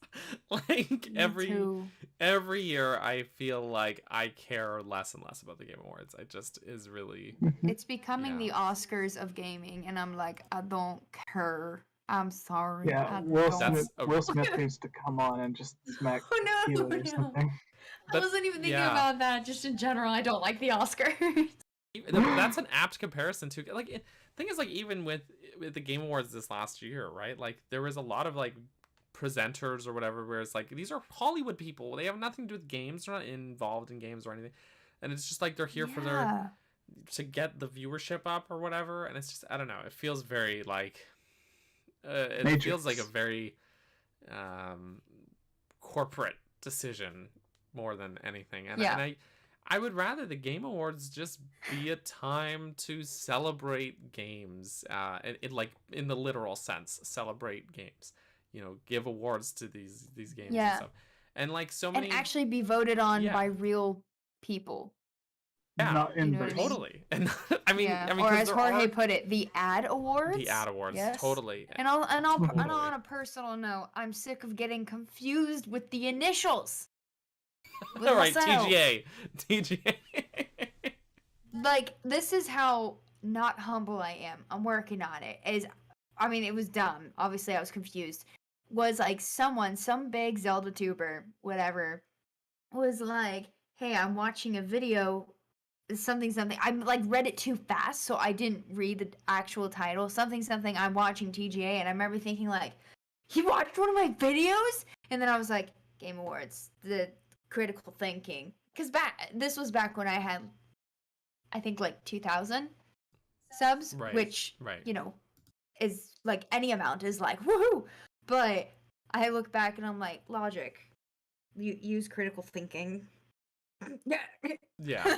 No, I mean, yeah, that's fair. But I mean, I wouldn't put it past people to watch your videos, because I find like a lot of creators like in our community are like a lot more involved with other creators than like regardless of their audience. I have had two bigger creators private message me on Discord.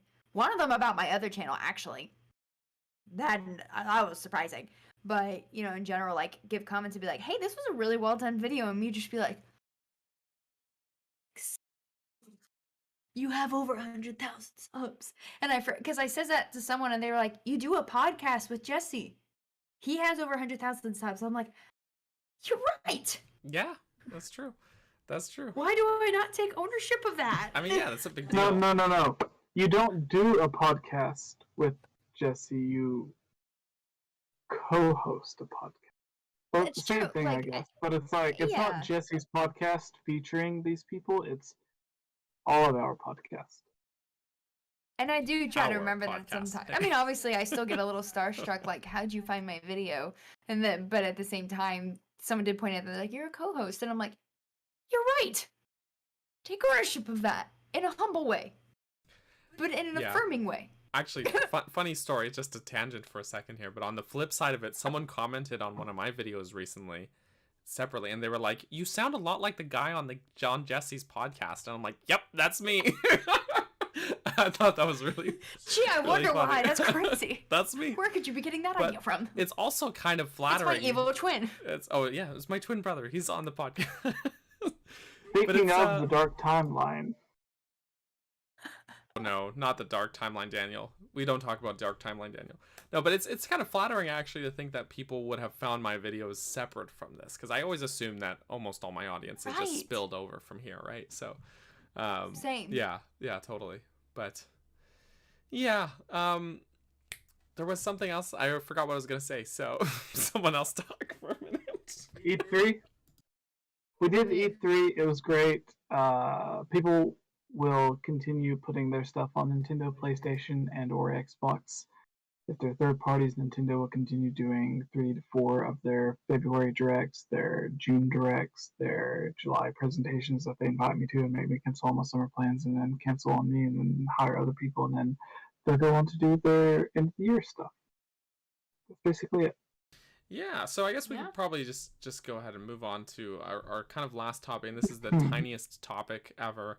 Did we have a last topic? Yeah, actually, this was on actually Kayla suggested, but she's not here, so we're just gonna do it without her. But on the you know what, I didn't download it to put it in the box here like I did the Breath of the Wild trailer. Oopsie. So we'll just I'll just put something else here in a moment. But yeah, on Nintendo of Japan's YouTube channel, they posted a 7-minute long Switch Sports or Nintendo Switch Sports video, which was surprisingly easy to follow, even though I didn't speak Japanese, because they have lots of nice little graphics, and the sports are very easy to follow. Like, they're like, and you know what, they throw in just enough English words that you're like, oh, I get it. So Right. Worth a watch. I think it's gotten me a little more excited for the game, actually, because they seem to show a lot of like different controller options and stuff, which is great because Switch has a lot of different controller options already, and the various like sports games. The fact that Mii's are in it, I don't know if I don't remember if that was touched on before. I remember seeing like, oh, these guys aren't really Mii's, but then there are the weird generic things, but also Mii's are an option, so that's good. But I guess just in general, Switch Sports, I think it comes out next month, which is pretty soon because it's March 31st. So it's probably already next month, depending on when people are listening to this, if they're live now or listening to this from the future. But how are we feeling about Switch Sports in general, I guess? I'm excited. How about you guys? I mean, I'm excited. I mean, I have such good nostalgia for Wii Sports. I mean, I am trying to acknowledge, like, okay, it's not going to be the same level of nostalgia. You know, Wii Sports was like, oh my gosh, motion controls, this is so cool. I'm kind of playing bowling, sort of, even though I'm actually not athletic except for dance. And there's just, yeah, a lot of childhood nostalgia there. So I am trying to temper my excitement in the sense that I realize it's not going to be the same experience again. It'll be different, but I'm still excited for it, just in general, I guess. Yeah. It makes me want to go back and play Ring Fit again. But especially if there's the ability. Did they say there was anything about playing online with people? I don't know enough Japanese to say for sure, but I think so. Yeah. I mean, oh, that was very loud. I don't see why they wouldn't for these games, you know? Because that would make it 10 times more fun. Because the only thing that diminished my experience of Wii Sports was that no one wanted to play with me. That's how it goes. At least you could always play CPU, I guess. But yeah, no, that's a good point. I think there will be online play, just based on what we've seen so far. It would just make no sense not to. There should be. It would really be backwards of them to not. But then again, this is Nintendo we're talking about, so I wouldn't put it past them. So. Jessie, the vibrating man. any Yes, thoughts I there? apologize for that. That's okay. You're good. So I was just gonna say I'm a bit frustrated because it's like, you know, like 1-2 Switch only came out like 5 years ago, and it's like they're already giving up on it. Like, we already have the game full of mini games. I think we gave up on 1-2 Switch a lot longer than 5 years ago, Jessie. How dare you? Yeah. Also, How dare you? Aaron in the chat says that there's an English version of the video. How did I see the Japanese version but not the English version? What? I have to go find it now. So that, because yeah, I mean, I actually do follow Nintendo's YouTube channel, so I don't know how I missed that. But oops, my bad. But go on, Jessie. Go on, please. Yeah, I'm looking forward to it. I think there'll be a lot of fun games that we've already seen, and a few new fun games that I hope use the Joy-Con. What's the new function they came up with the Joy-Con? The HD Rumble or something else? Yeah. Like the HD Rumble and the IR sensor. I hope there are some clever things that Miyamoto, as the creative fellow, has come up with that can incorporate some new functions and stuff with the stuff. But I'm just ready to play some classic bowling. Yes. And score 300 consistently, unlike in real life when I score a like 30. Yeah. Thing to note here, sorry about the little pop-up there, about the video that I was watching is that it looked like there was going to be a lot more like variety to some of these sports. So like they showed the bowling isn't just bowling. There was also like Yeah, parts it's where easier to the get around. alley was like, or the lane was like missing, and then there's like a little bridge that you have to like narrowly get over and stuff like that. So it seemed like there was going to be a lot more variety to it and stuff. So I thought that was potentially really going to be cool. I just grab the video to slap in here now. So yeah, so it should be fun. It seems like they're putting a lot more effort into making the sports have like a lot more curveballs and a lot more variety in the gameplay. Even though the soccer part actually just looks like Rocket League without the cars. Just putting that out there. That's what the soccer one is, but yeah, it should be really cool. I'm excited for Switch Sports. I really liked Wii Sports back in the day. I thought it was just like really fun, even though it was like kind of brainless at times. My aunt got mad at me once. She saw me playing Wii Sports. She was like, "You're supposed to play it standing up. You're sitting down." And I'm like, "It's all in the wrist. Everything's in the wrist. I can see it." Yeah. So Yep. I can do it. So yeah. Like when you first play Wii Fit and you're like, "Oh my gosh, I got this," and then you're like, I can fake literally all of this, and then you get to Ring Fit and you're like, "Nope, can't fake. I have to actually do things." I wonder if that's why they designed Ring Fit the way they did, so you can't cheese anything, you can't fake it. So it makes you wonder. Which we all went into Wii Fit honestly, and then humanness came into play. Defeats the point of Wii Fit for sure, but I mean, yeah, you can't say people didn't do it. Right? So yeah, for sure. I mean, everyone got offended when they did the whole BMI thing and everyone was considered fat. Oh no. It was like, because like, even if you put your age, it'll still say like to a 10-year-old, fat. That's not good. That's not good for people's I don't think that was y'all's intention. Daniel, from the video English version, I don't know if you clicked on it or not, but were you able to find out if it was online multiplayer? Someone asked earlier, and then someone else said there was an English video. Yeah, I mean, I haven't watched it all the way through. I put it on screen here though, so that people listening can also just have that visual of it as well, just because why not? And I made sure to mute it, unlike the trailer earlier, so that we didn't have a repeat of that. But this is the English version of it, so it does exist. Oh, I don't think it's exactly the same as the other video, because this one's shorter. The other one was 7 minutes long, and this one's about 5.5 minutes. So, but just from what I've seen of it in broad strokes, it's mostly the same video. It might just be that the Japanese part had more to say, or it just takes longer. I don't know. I don't speak Japanese, so.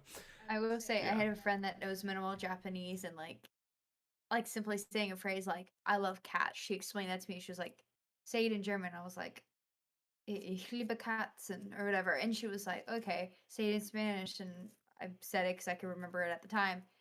And then it took her like 10 times longer to say it in Japanese, and I was like, cool. Yeah, so I mean, that's probably it. And actually, you know what? That's probably why in a lot of media with Japanese voice, they speak so quickly. They're like, it's like they're rushing always. So there's that. But yeah, yes, it just got to the point in the video. It says, yeah, it looks like there is online play. Just based on the part of the video, it said play globally, and then it had like searching for players on the screen. So it looks like we'll have online play, which is great, because there was like the sword fighting thing, which was in, I think, Wii Sports Resort. Resorts. That's what I remember, yeah. Yeah, and that was like the best part of that one. And yeah, so it should be fun. So Wii Sports, or no, not Wii Sports, Nintendo Switch Sports. Nintendo Switch. Yes. So what you're trying to say is sometime in the future, all four of us will try to have some sort of online thing set up where we can play Wii Switch Sport. No, Wii Switch. Nintendo Switch Sports. Wii Switch Sports. We'll do some kind of sporting event. We'll play sports ball with everyone. We'll do sport. We'll do sports. Yeah. We will do sport. The next time the Super Bowl happens, we will do this instead, because I couldn't care less about football. Yeah, I'm with you there. All right. Sounds good. Samesies. My only concern is if our viewership would be down because everyone would be busy watching the Super Bowl. So Come on, we're all gamers. No. yeah. Okay. Good I point. mean, Good point. if Geek brings her slime, everyone will come. That's true. That's true. Yeah. Everyone likes the slime. We just got another donation. Do you know how many from... views slime videos get? We got a A lot. donation That's from the whole Digital reason I Dream. discovered it. Thank you, Digital Dream, for the donation. Digital Dream. Digital Dream. Hey. $10. Thank you for the donuts. Thank you for the donut. No, but we do appreciate it. We really do. Everyone's Thank so you. nice. Thank you for the Timbits. Shane in the chat says, "We play Switch Sports Ring." That's it. That's the new title. I That's would the love one. it if there was somehow a flexibility test because I would cream everyone.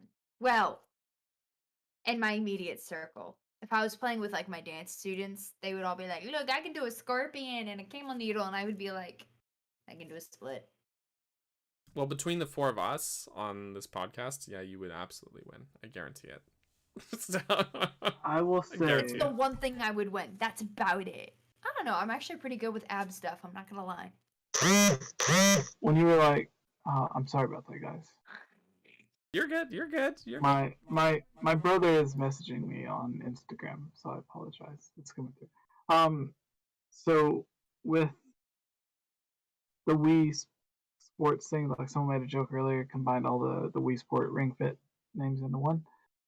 I did love the.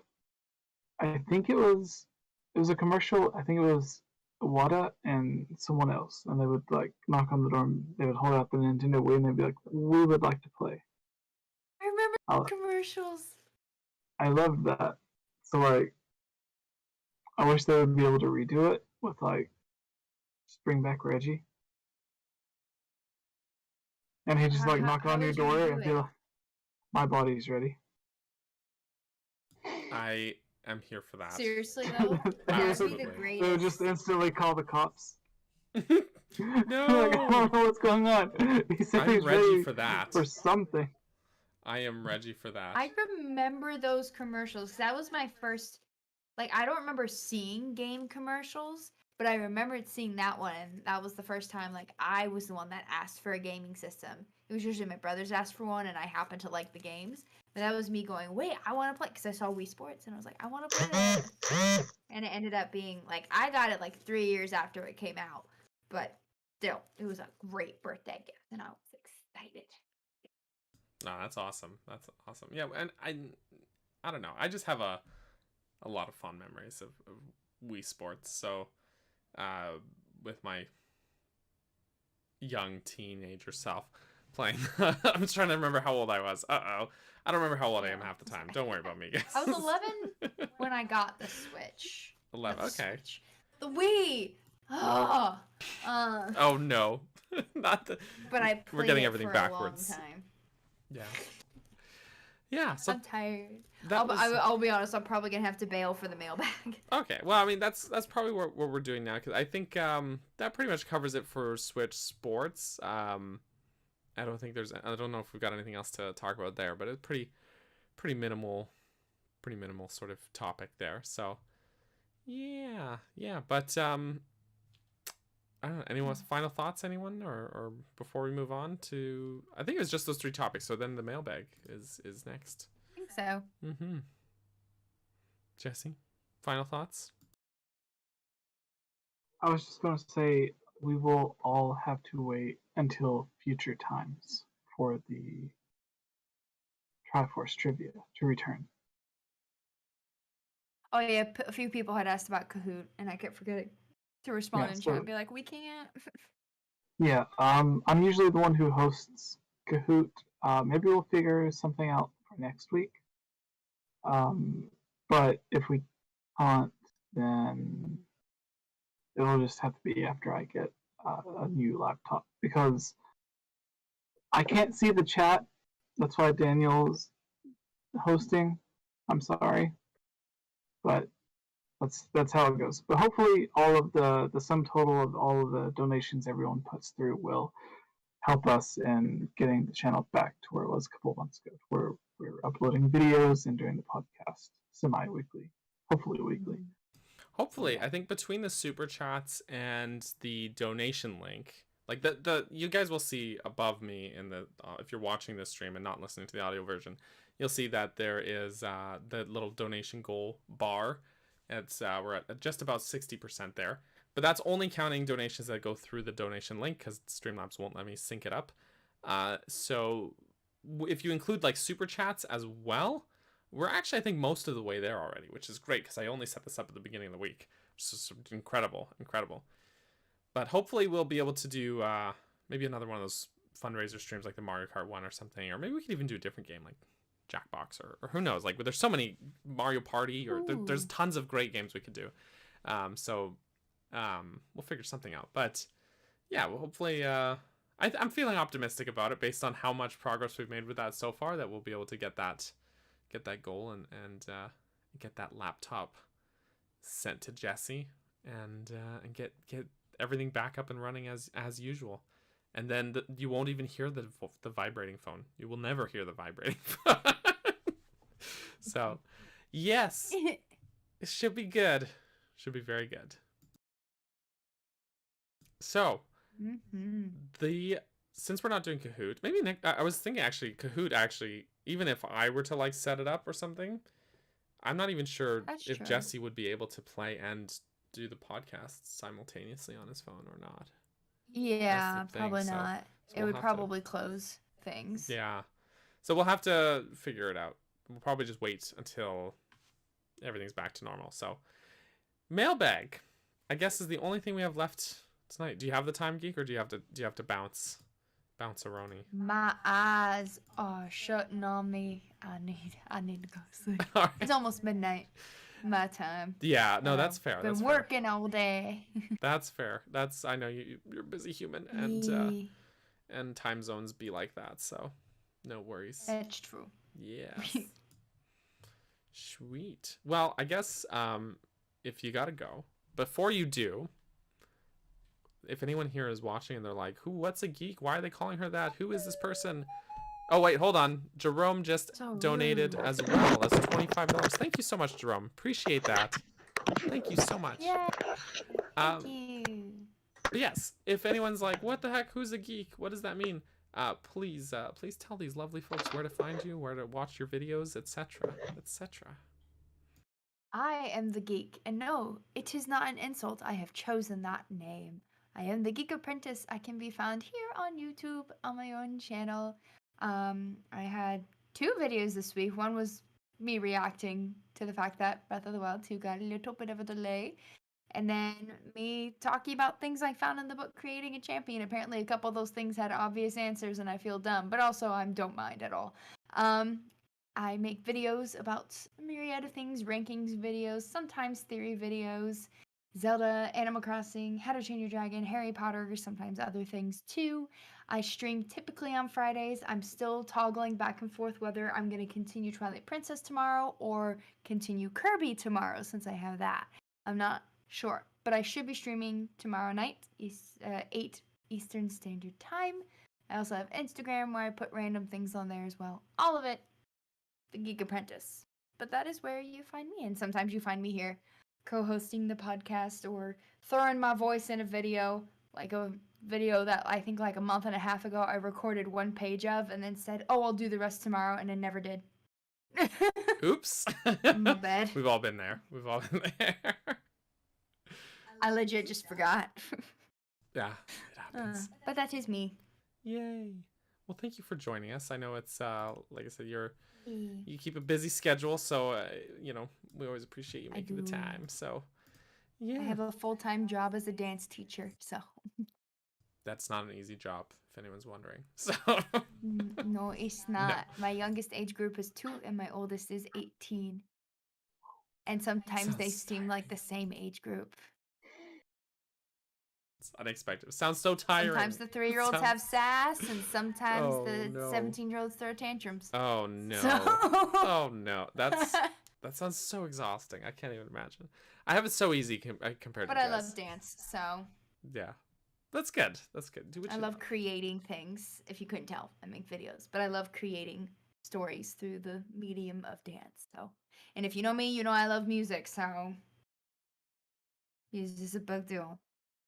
But yeah, with that, I think I'm gonna get going. So, thank you all for having me. Yes, thank you for being here. Thank you for joining. And we'll catch you next time. Yep. Bye. Goodbye, geek. Oop.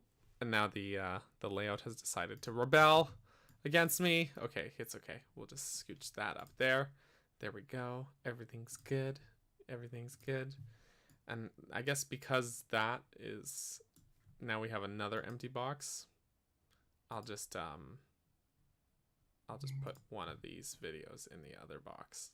There we go. We now have 2 videos going. So, Jessie, Cool. how are you, my friend? It's just the 2 of us. We could I know, make we it finally if got we rid of that tried. geek, didn't we? Just the 2 of us. Okay.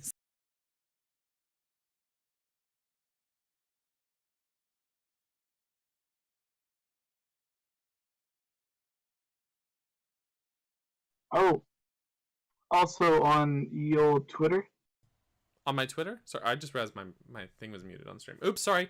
Sorry about that. I don't know how long I was muted for, folks. I apologize. What about my Twitter, Jessie? On ye old Twitter, there were a few questions that some people did have because I asked out on Twitter and Okay. on Discord in the mailbag. I think someone was asking, like, in the chat, Mm-hmm. what color grapes were is red and green, red, yellow? What? Toilets? Between the grapes. Oh, that's right. That's right. Yeah, someone asked the red or green grapes. I'm team green. Green grapes all the way. But that's just me. Cool. What about you, Jessie? I think that was Tevi Well, as well that asked that. yeah, it was. I don't have a preference. I'm just grateful that any grapes choose to exist. Aw, that's sweet of you. It's green grapes, though. I'm very grateful. You're wrong. It's green grapes. Yes. So in the live chat, we will go through a couple of questions Yes. that people have asked previously. But if you are in the live chat, you still get a chance to have your question answered. But you can super chat to have your question answered immediately. But if you just have a normal question, then I don't know if Daniel's on my YouTube or if he's on his Capt Ferguson channel. Both. But tag one of us as Capt Ferguson or at @GameOverJessie so he can be sure to see it. It's if too you bad. would like your question answered and you are not super chatting or donating through the link. Mm-hmm. There's one question that you actually got on. I just was looking at your Twitter thread about that, and one of them, the Yes. person who asked it, their privacy settings are up. So all I see is that you commented saying it was an interesting question, but I can't actually see what their question was because of their privacy settings. So. Oh, I remember. There's like 3 different people that asked the same, 2 or 3 different people asked the same thing. Okay. Which was something we actually didn't cover earlier. I'm sure some people in the live chat put a 1 if you ask this in the live chat as well. Do you think Breath of the Wild 2 being delayed until early next year has anything to do with or could benefit the chances of a Wind Waker and Twilight Princess releasing I don't think this year it for was... Switch? Okay, so I do have thoughts on that, because yeah, I have seen a lot of questions about that. I don't think that the game was delayed because we're getting Wind Waker or Twilight Princess HD, but I can believe that we're getting Wind Waker or Twilight Princess HD because the game was delayed. Do you know what I mean? So it's always one way and not the Yes. other. They're not going to delay a game for a port, Like but they'll give us a port for a delay. Like with Tantalus and Twilight Princess HD with the original Breath of the Wild, where it's like they announced the delay for Breath of the Wild or Zelda Wii U at the same time they announced they gave us the trailer for Twilight Princess HD. And it wasn't that it was delayed for Twilight Princess HD, it had completely different separate development teams, which I'm sure Tantalus, wink wink, is working on any HD remakes for Twilight Princess or Wind Waker. Well, not remakes, ports. Or they were already done long ago. But I think it is something where it's like, hey, we already have these made. Let's just, like, now seems like the perfect time to do it. People were expecting Zelda this year. Let's give them something Zelda. And this is the thing we're getting. It's worth noting. So yes, exactly what you were saying. Yeah, worth a mention that like Nintendo's been pretty open about the fact that they wanted to have a Zelda release, whether it be a spin-off or a mainline entry or a remake. They've wanted a Zelda release every year, and they've been pretty good about that for a while, like for many years. And give us cadence DLC. Yeah, so if it's DLC even or whatever, you know, they'll do it counts. But this doesn't for me necessarily mean that Wind Waker or Twilight Princess have to be the ones. Like, I would love to see those games come to Switch, don't get me wrong, but I really love the Wii U versions. I think the Wii U versions are great, and they run great, and they look lovely, and those are all also games that I've played a lot more. I would be more interesting to see if they could do a curveball game like Link's Awakening was. Like, Link's Awakening to me was not expected. If they were like, we're going to remake a Zelda game put on Switch, I wouldn't have said, oh, Link's Awakening is the one they're going to do.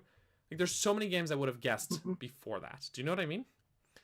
And because even when sorry, finish. You continue, not finish. Okay, sorry. So I would love something like that again. Whether it be something like A Link Between Worlds getting upscaled and ported to Switch, I think that would be lovely. Oracle games being remade, Minish Cap being remade. Like, there's so many other Zelda games they could do. Even if it's a Zelda 1 and 2 remake bundle or something like that, that would be really cool. Like, there's so many games they could do, and that would be really awesome. And I feel like, while I agree that like Wind Waker and Twilight Princess were really amazing games, they're some of the best. I'm not disputing that. The Wii and the GameCube were really good systems. These are games that have already had their second life on a multi-release. If you still have a Wii, like everyone and their dog had a Wii, and their grandma, you have a way to play both Wind Waker and Twilight Princess. My dog's grandma did have a Wii. Yes. Yeah, exactly. And exactly. So I mean, like I won't say no to these games. Don't get me wrong. If they announce those games, I will be hyped. I will buy them. I'm gonna play them. It's gonna be awesome. Don't get me wrong. But if it were my choice, I would rather them give a second life to a game that is either less well known or less well regarded or less well played. Do you know what I mean? So, and that's what my brain keeps going back to. You know what game didn't get enough love? Oh, sorry? Sorry. I did not mean to interrupt you. I apologize. Oh, it's all good. That's what we do here.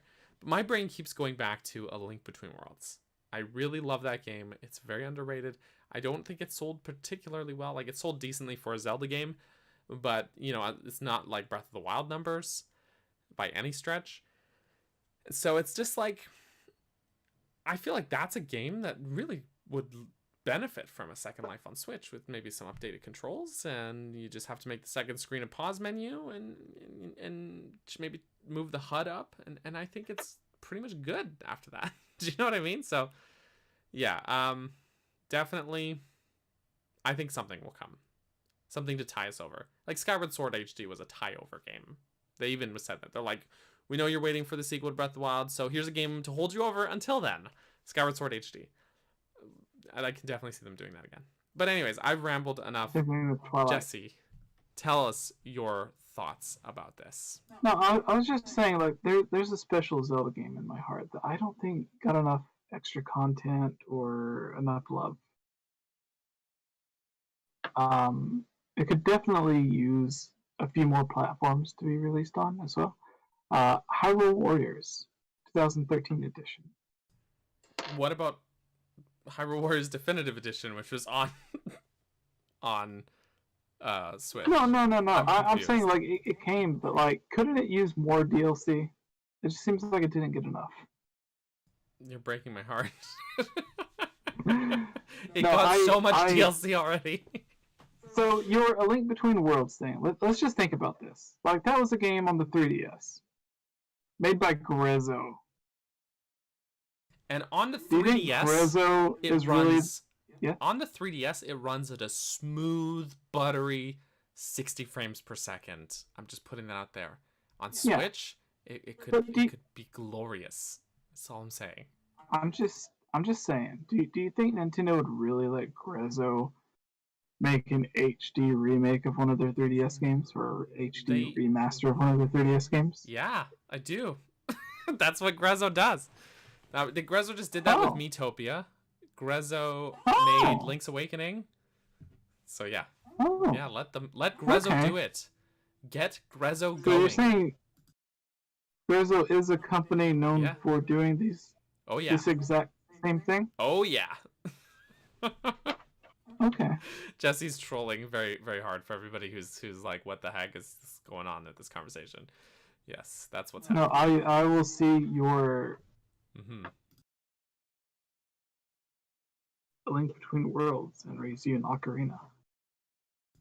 The thing is, they just put Ocarina of Time on Switch, the N64 version. I don't think NSO has anything to do with what 𝗏𝗏 is doing. I think I agree with that. I think that whatever 𝗏𝗏 is doing is completely separate from like Super Mario 64 is on NSO, but it's also on that weird 3D All-Stars thing. Yeah, that's true. You're not wrong. You're not wrong. But I don't know, man. Like I love Ocarina of Time.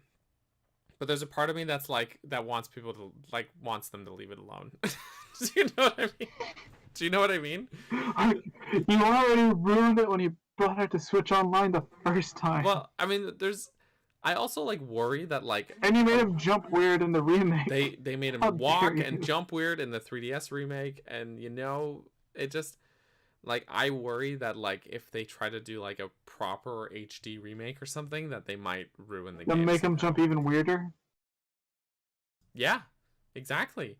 Or not necessarily as, like, just jumping or walking. Like, they just might do something weird that might tarnish the game in some way. And I don't want that. Like, make the fire dancers in the fire temple even scarier. They're not that scary. the hell you say? They're not that scary. You To know what's who? scary? Dead Hand. Maybe that's To why we don't need Ocarina of Time HD, because I could not deal with Dead Hand in HD. Speaking of a video, 𝗏𝗏s, to give 𝗏𝗏s a shout out earlier, she posted the 7 Ocarina of Time things. I don't know if she intended us to just watch it for fun or for the podcast, but either way, I watched it because I'll watch any video that you guys send me. So I found out you can do some crazy stuff with the Dead Hand from that video, or one of the adjacent videos. Yeah, you can kill him in some pretty creative ways. I didn't know that. That guy, I can't remember. I don't know how to pronounce it exactly. It's like 𝗏𝗏𝗏 Bros or something. Luigi, or is it just Luigi? But like spelled weird. Luigi Bros. Something. Yeah. But great channel. Luigi Bros. Spelled weird. Really great channel though. Really, really great channel. And they post a lot of things that are like things you didn't know, and they're actually things you didn't know, as opposed to like other channels where it's like, here's 5 things you didn't know, and I knew all of them, and they're not that interesting. You know what I mean? Yeah, like the one that Geek posted, I think, was like 7 things you didn't know, and I was like, I'll see about this, because Geek said, or not Geek, 𝗏𝗏s said she didn't know any of them. I was like, okay, well, I'll see how well they're doing their channel. And then I watched it, and I was like, yeah, like there was only like 1 of them that I knew. So I was like, oh my god. Yeah. 5 new things or 6 new things about a game that I played for 20 years. 25 years. Yeah, I love when creators can actually surprise me like that. So that's always great. Yeah, that's always great. I loved it so much. I watched their Skyward Sword video, and it was hilarious. Okay, now I need to watch that. But I think that covers it for this this mailbag question. Let's move on. This is one from... Yes. I have the mailbag right We've here. talked about Ocarina for it. Here is a question from NATSU, who is one of your Patreon peeps, if I'm correct. I believe he's one of your Patreon peeps. NATSU is one of my members as well, but also, are they Never heard of them. Are they not one of yours? They have the role Never heard of them. in your Discord. Never heard of him. Oh, okay. Don't know how that happened. Must be a glitch. Oh man, well Natsu's great. So here's the question anyways. Now that Breath of the Wild 2 has been delayed. Oh wait, this is almost the same question, isn't it? This is almost the same question we just answered. Alright, I'm gonna finish reading it and we'll determine that. Now that Breath of the Wild 2 has been delayed out of 2022, do you think Nintendo will still release a Zelda game this year? Okay, we already answered that question. Sorry, Natsu. Yes. But there's more to the question. Or what about more Age of Clams and Tea DLC? What do you? I could see. You stole that. this from me. You took my Age of Clams and you raised me Clams and Tea, and now everyone says Clams and Tea. Yep. And I hate it. What? I hate it. I feel like all the people that comment on my video, they're like, why do you call it Age of Clams? I was like, well, like, I've referred to it as Age of Clams so much, even when the people who worked on the game talk to me, they refer to it as Age of Clams. That's actually very fantastic. Age of Clam DLC though. Age of Clam meaty DLC. Clam meaty. It's meaty. The clams, they're meaty. They're plump and juicy. Yeah, I think Age of Clams and Tea DLC would have because I just spoke a minute ago about Hyrule. Well, I made a joke about the very, very extensive amount of DLC Hyrule Warriors received, and compared to like those 50 packs, I don't think Age of Calamity, which sold 10 times more across one system when Hyrule Warriors was across 3 systems, yet Age of Calamity sold like 10 times more. So I don't think like a game that was that successful is just going to get 2 packs of DLC, whereas the original got like 50 and it didn't sell nearly as well. Yeah, that makes what sense I to think. me. But I think it will tie more into Breath of the Wild sequel. So I think it would be something that like they release as either a free update or paid DLC that would be shortly before Breath of the Wild 2 gets released or shortly after it gets released. That way it doesn't spoil stuff in Breath of the Wild 2. Or it's like a side story in Age of Calamity that leads up to and reveals more information about Breath of the Wild 2. That could be. Well, I don't know. Here's the thing about when people talk about Age of Calamity linking up to Breath of the Wild sequel or not, or etc., right? My concern, like the reason I don't think that that's gonna ever be the case is because like it's like that interview. It's the Agents of S.H.I.E.L.D. thing that we talked about before. Do you remember that? Where it's like it's like the Marvel movies, they don't draw on Agents of S.H.I.E.L.D. to like make their movies or whatever, but Agents of S.H.I.E.L.D. can draw on the Marvel movies as much as they want. It's the same thing. So like Koei Tecmo could draw on Breath of the Wild or Zelda and stuff like that as much as they needed to flesh out their story and make their game. But like the Zelda team is not gonna draw on what they're doing. It's a one-way avenue of information. So I don't see any Age of Calamity DLC or sorry, Age of Clams and meaty tea DLC or story stuff ever influencing the sequel. I could be wrong and be eating my words later, but that's my belief. But I think it'll always be just the other way around. I think that the Hyrule Warriors stuff will always be drawing on Zelda, but Zelda is not going to draw on Hyrule Warriors. Yeah, I hope that makes sense. I hope that I explained that well.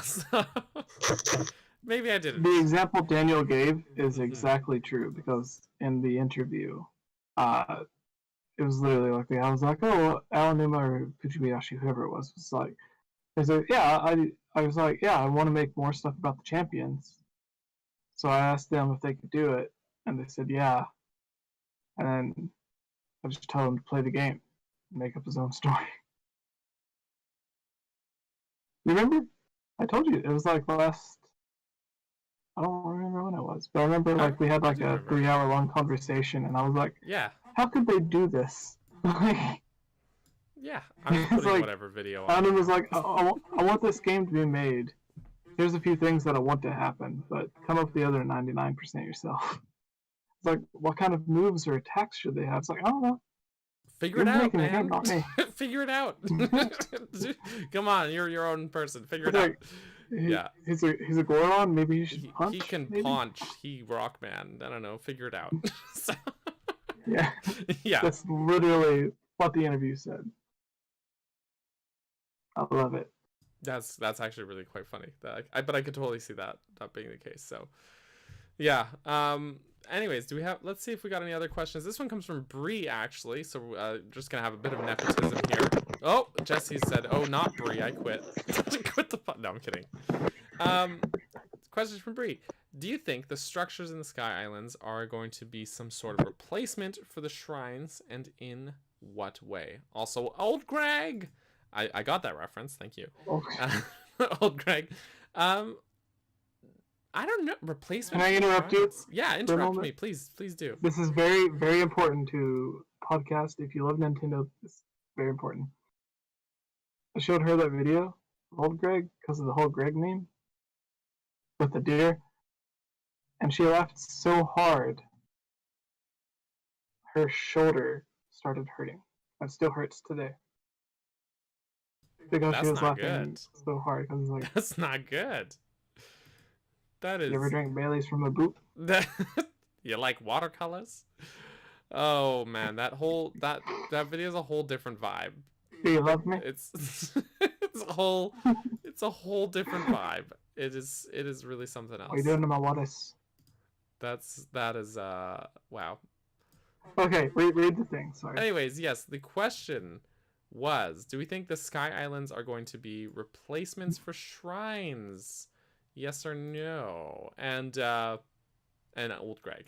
So yeah, you know what? I can see it in the sense of like them being like fast travel points, maybe something like that. But like the shrines, basically, like from my view, like people always talk about shrines and dungeons and all that stuff. I always say that, like, for me, shrines are not dungeons in Breath of the Wild. Shrines are stand-ins for finding heart pieces around the world, but they also double up and are played like a bonus role as being fast travel points. So that's what shrines are. They're not dungeons. They're heart pieces and fast travel points rolled into one. And it makes sense. Like, think about, you find sometimes in classic Zelda games, you just find heart pieces around the world, or sometimes there's a quest leading up to getting one. Same thing with shrines, right? So mini dungeons in that sense, that lead to heart pieces. sometimes that's the case too. You solve a puzzle, you get a heart piece, something like things like that. So like in that sense, I don't think the Sky Islands will be like shrines in that sense. But this could mean we'll actually find heart pieces around the world again. That could be the case. Who knows? That would be cool. But in the sense of like fast travel or story significance, or just like those significance of world building that the shrines had, yes, I think so. Am I making sense? Did I explain that well enough? I don't know if I did, but if I did, hopefully good. Yes. Anyways, what do you think though about that, Jessie? I think there will be points in the sky that you can venture through and explore. No, I think so. Like, we've seen a lot of those. Like, I did this at the beginning where it's like the rock structures that look like an entrance that you can go through. I think those might be some sort of fast travel, but did it look like there was, because in the original trailers there were no shrines. That's right. But did it look like Link was on a shrine in the new one when there's like that glowing spot on the thing? Did that look like a shrine? Not a shrine. No, it just looked. I thought it was one of the Sky Islands, but that's okay. I could be wrong. That's just what I thought when I But saw I it. thought, like, instead of materializing and like popping up on a shrine or in front of a shrine or on one of the Sheikah towers, it could be these like those archways made out of stone and rock that we see on the Sky Islands. Like, you just walk through them, or they could be some sort of portals. It's like they look like entranceways. They were important enough for Nintendo to show it to us in the first or the second trailer. So what was the reason for showing it? And there's not one on every island, but that we see in this guy, but that also makes sense because if there's one on one main island and there's like 2 or 3 adjacent islands around it, you don't need it on those smaller islands. So like when you warp to Lake Hylia, you don't warp directly to the fishing pond, even though that's where you're going to go if you warp to Lake Hylia. Like you're not going to hang out with the old scientist. He looks kind of scary. I guess we'll wait and that's see. My reason. But no, you're totally. Yeah. It totally makes sense though. And you know. And instead of warping to specific points below, I think it'll be like a mix of that and Skyward Sword, where like you drop below the clouds and to Hyrule, and then you can just like float to the specific area that you want to go to from the island above. Ooh, that makes sense. That makes sense to me. Yeah. Why don't you call 𝗷𝗵𝗲. See what he says. Call Joe. We're not or Sean. The best terms. Or 𝗷𝗵𝗲. Or no. Okay. So I mean, as much as I'd love that.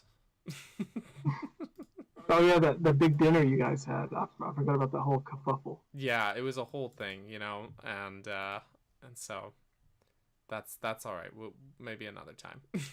So, all right. What else? Is there a question from the live chat? There Wait, is. 2 more questions, let's say. All right. Let's see. This one comes from. If there are any from the live chat.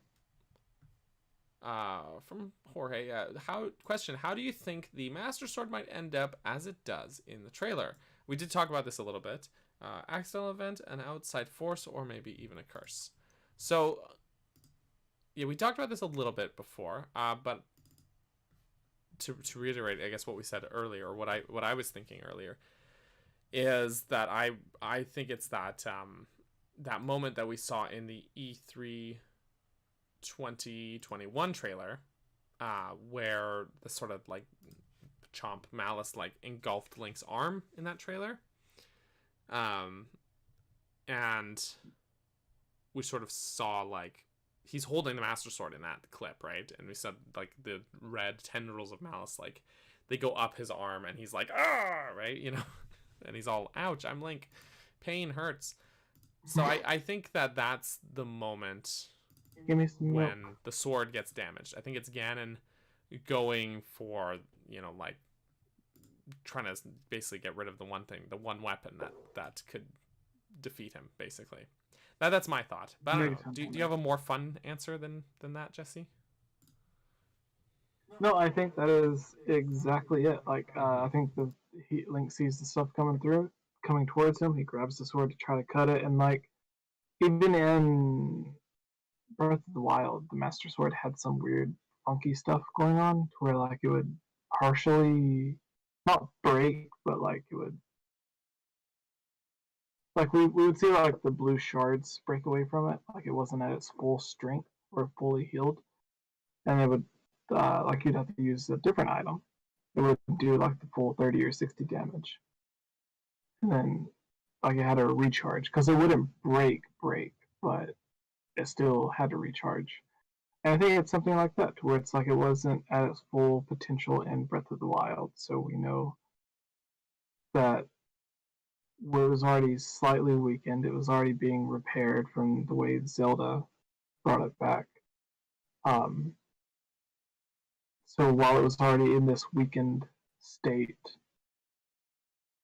the Calamity Ooze just kind of did the rest of the damage and like broke it again, but instead of like breaking it just just like kind of like ate through it or melted through it, or however you want to call it, which is probably how he also had the same kind of damage done to his arm, which is why he's wearing the brace that we all assume is the same as that green thing that we see, the green hand, or some assume it's the same as the green hand. It's like helping him as well. So he's like wearing the brace on his arm because it's also in a weakened state, but his sword is as well. And it's that same arm that gets attacked.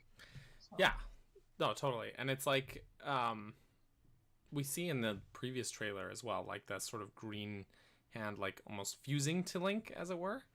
And so I think like that either like contains the corruption or the malice, or he heals his arm, or like is a prosthetic, or like there's so many different ways to look at it.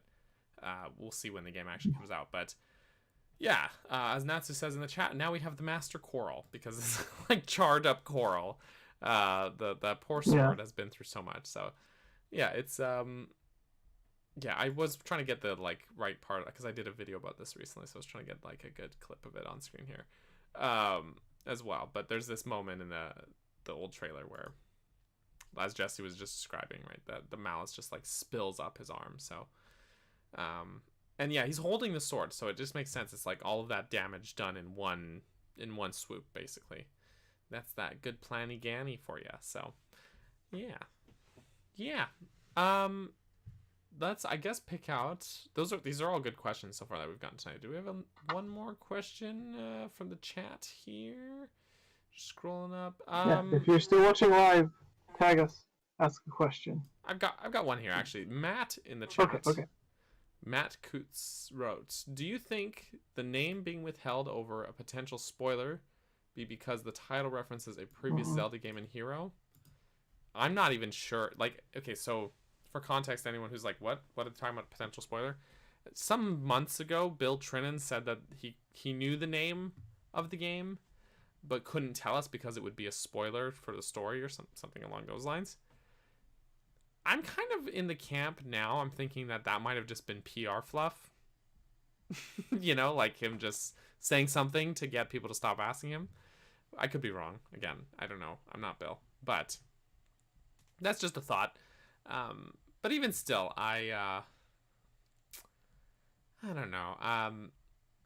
Just going back to this, I don't think it would necessarily mean that it references anything in the previous, or like from previous games. Do you know what I mean? It could just mean anything. It could just be an important item or a character or something like that. That's my thoughts. Jessie, what do you think? See, so the thing is, like, we don't want to tell you. Okay, your Twitter, and I'm Bill Trinan. Alright, everyone asking about the title of Breath of the Wild sequel. I can't tell you, Daniel, because if I tell you, it'll be a spoiler for something big in Breath of the Wild sequel. So I can't tell you. But we're going to tell you what the title is anyways before the game comes out, because you have to know what the name of the title is before you go and buy it. So it's like whether or not what he's saying, like he doesn't want to spoil it for you now, it's still going to be spoiled if it is in fact a spoiler. So what he said literally makes absolutely 0 sense. So yes, 100% what Daniel said, marketing fluff, because it's like, if the planned title of the game is something that is a spoiler, regardless of when you're being told, it is still going to be a spoiler.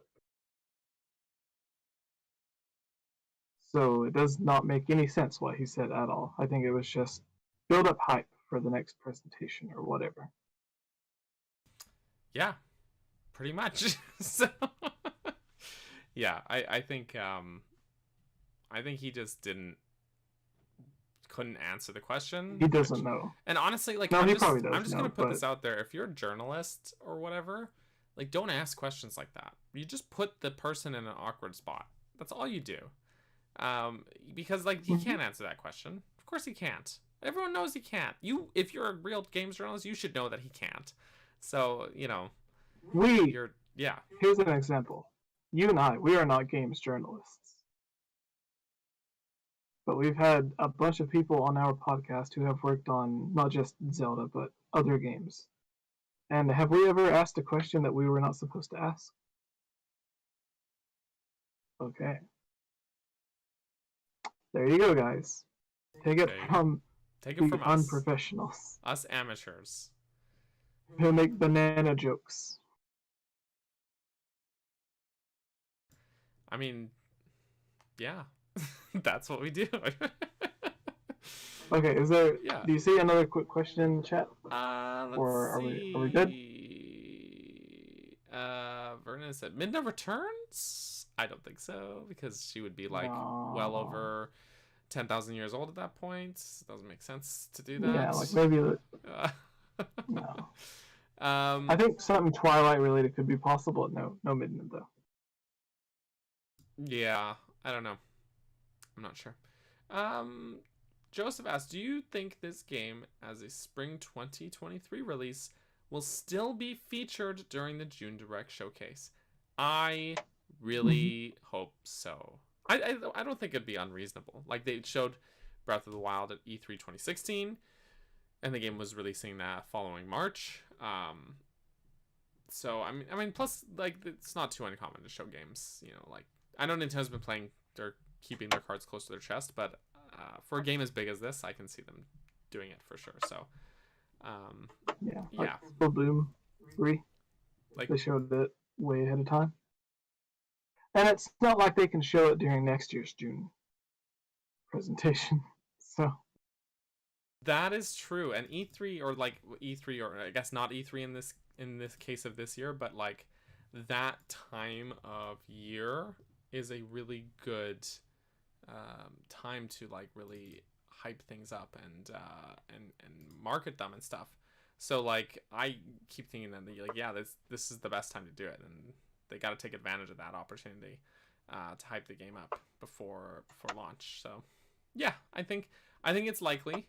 I'm not going to guarantee it. I'm not an insider. We're not insiders. We don't have insider knowledge, despite a comment I got on one of the videos on this channel the other day, where someone's like, oh, since your whole channel identity is built around pretending to have insider knowledge, even though we're constantly on this podcast being like, we don't have insider knowledge. We're just very good at guessing things. But yeah, I mean, I still think it's likely. And we debunk most of the stuff. Yeah, or yeah, we actually spend a lot more time debunking rumors than like promoting them or anything. So I'm just putting that out there, guys. But yeah, I definitely see it as likely to see it in a summer direct of some kind at the very least. So what I would really love is if they did like a Treehouse presentation as well, like they would do at E3, but that's if they are going to do it. But that's me. Anything else to add there, old Jessup? No, it's great you bring up the Treehouse stuff, because that is actually something they do from the E3 show floor. So, yeah. Yeah, but I mean, they could even just pre-record it and then play it at a digital event, you know, so. Yeah. Yeah. Yeah. Or they could just do it live as well. I mean, they do have their own office building. But the question I'm really wanting to know, Daniel, is if anyone wanted to watch more stuff from you, where could they find you at? Oh, me? Oh, me? You? Oh, me? Yeah. Well, I'd be pleased punch if they did. Yeah, if you do want to hear more of me talking or listen to me talk about Zelda things, especially if you like dungeons, Zelda dungeons, you can find me. I think Jessie put a link to my channel in the description here, but I'm 𝐶APTBURGERSON. That's 𝐶APTBURGERSON, as in there's the captain. He is also a burger, and yeah, it was actually my dad. And yeah, I make videos about Zelda, mostly lately Zelda dungeons. I have a whole series. I'm going through every single dungeon in every Zelda game. We're doing a full breakdown of those dungeons and all that good stuff. And it's full breakdown, review, walk through, I guess, Easter eggs, lore discussion, the works. So it's some of the videos get pretty lengthy, but they're I think pretty in depth and pretty different than what most people are doing as far as Zelda creators go, I think. So go check that out if you're so inclined. Otherwise, I also stream. We're coming close to the end of my Breath of the Wednesday series, where I stream Breath of the Wild every Wednesday. We're coming near the end of that, but I still will stream every Wednesday and Saturday night.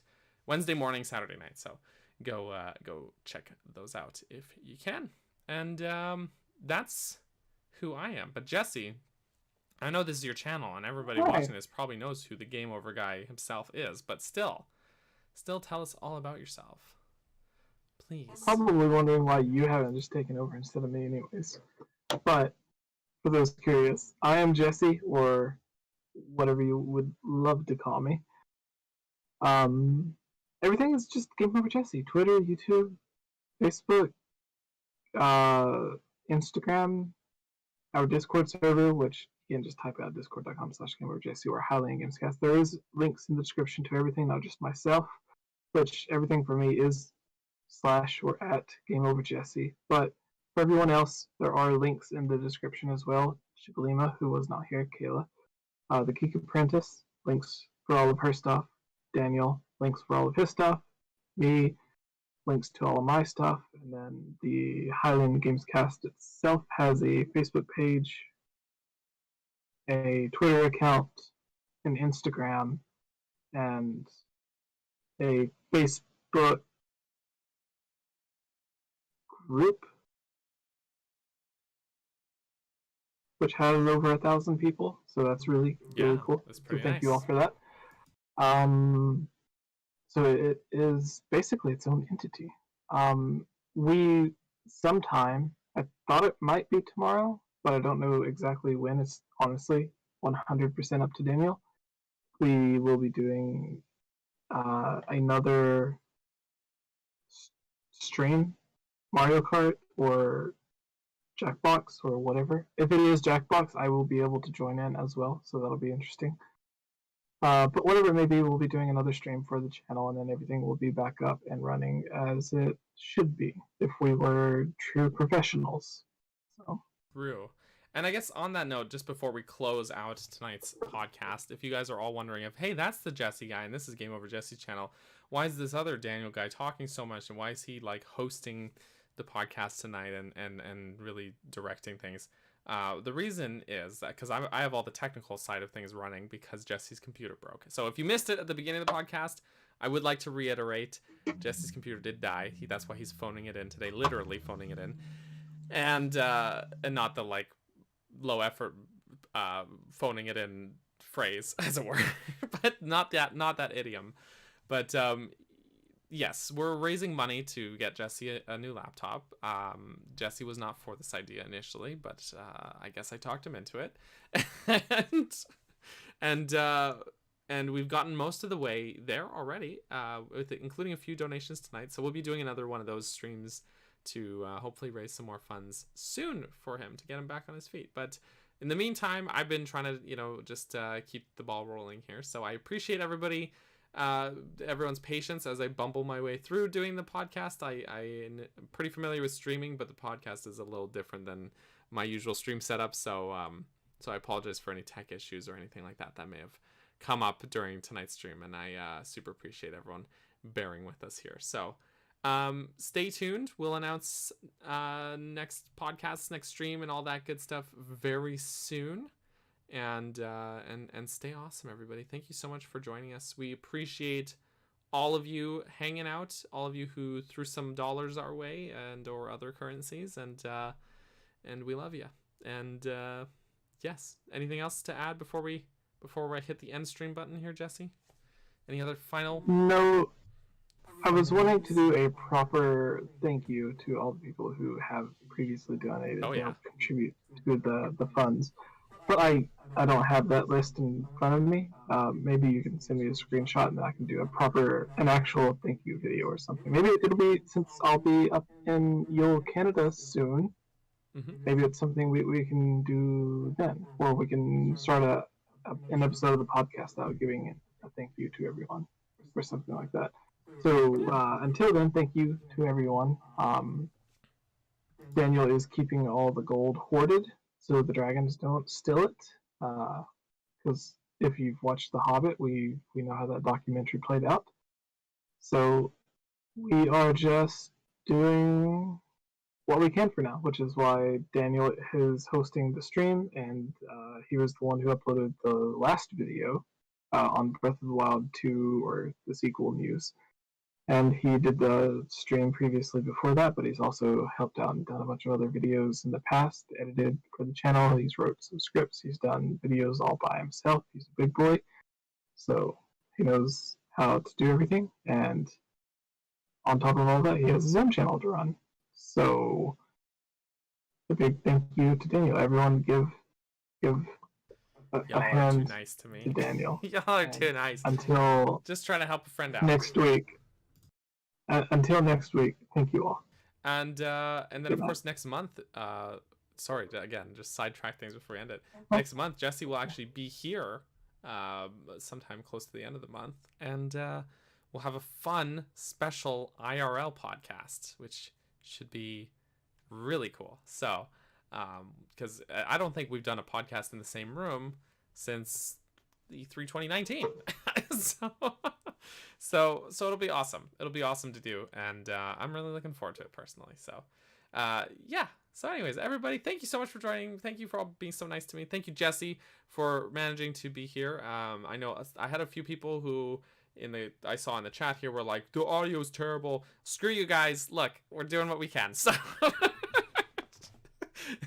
dude has to be on his phone. Okay, it's not his fault. Okay, so we're working through it. So, but everyone else, I really do appreciate you being here and bearing with us, and have yourselves a great rest of your night, and we'll catch you all very soon. And I'm gonna hit the old button here. So goodbye, everybody.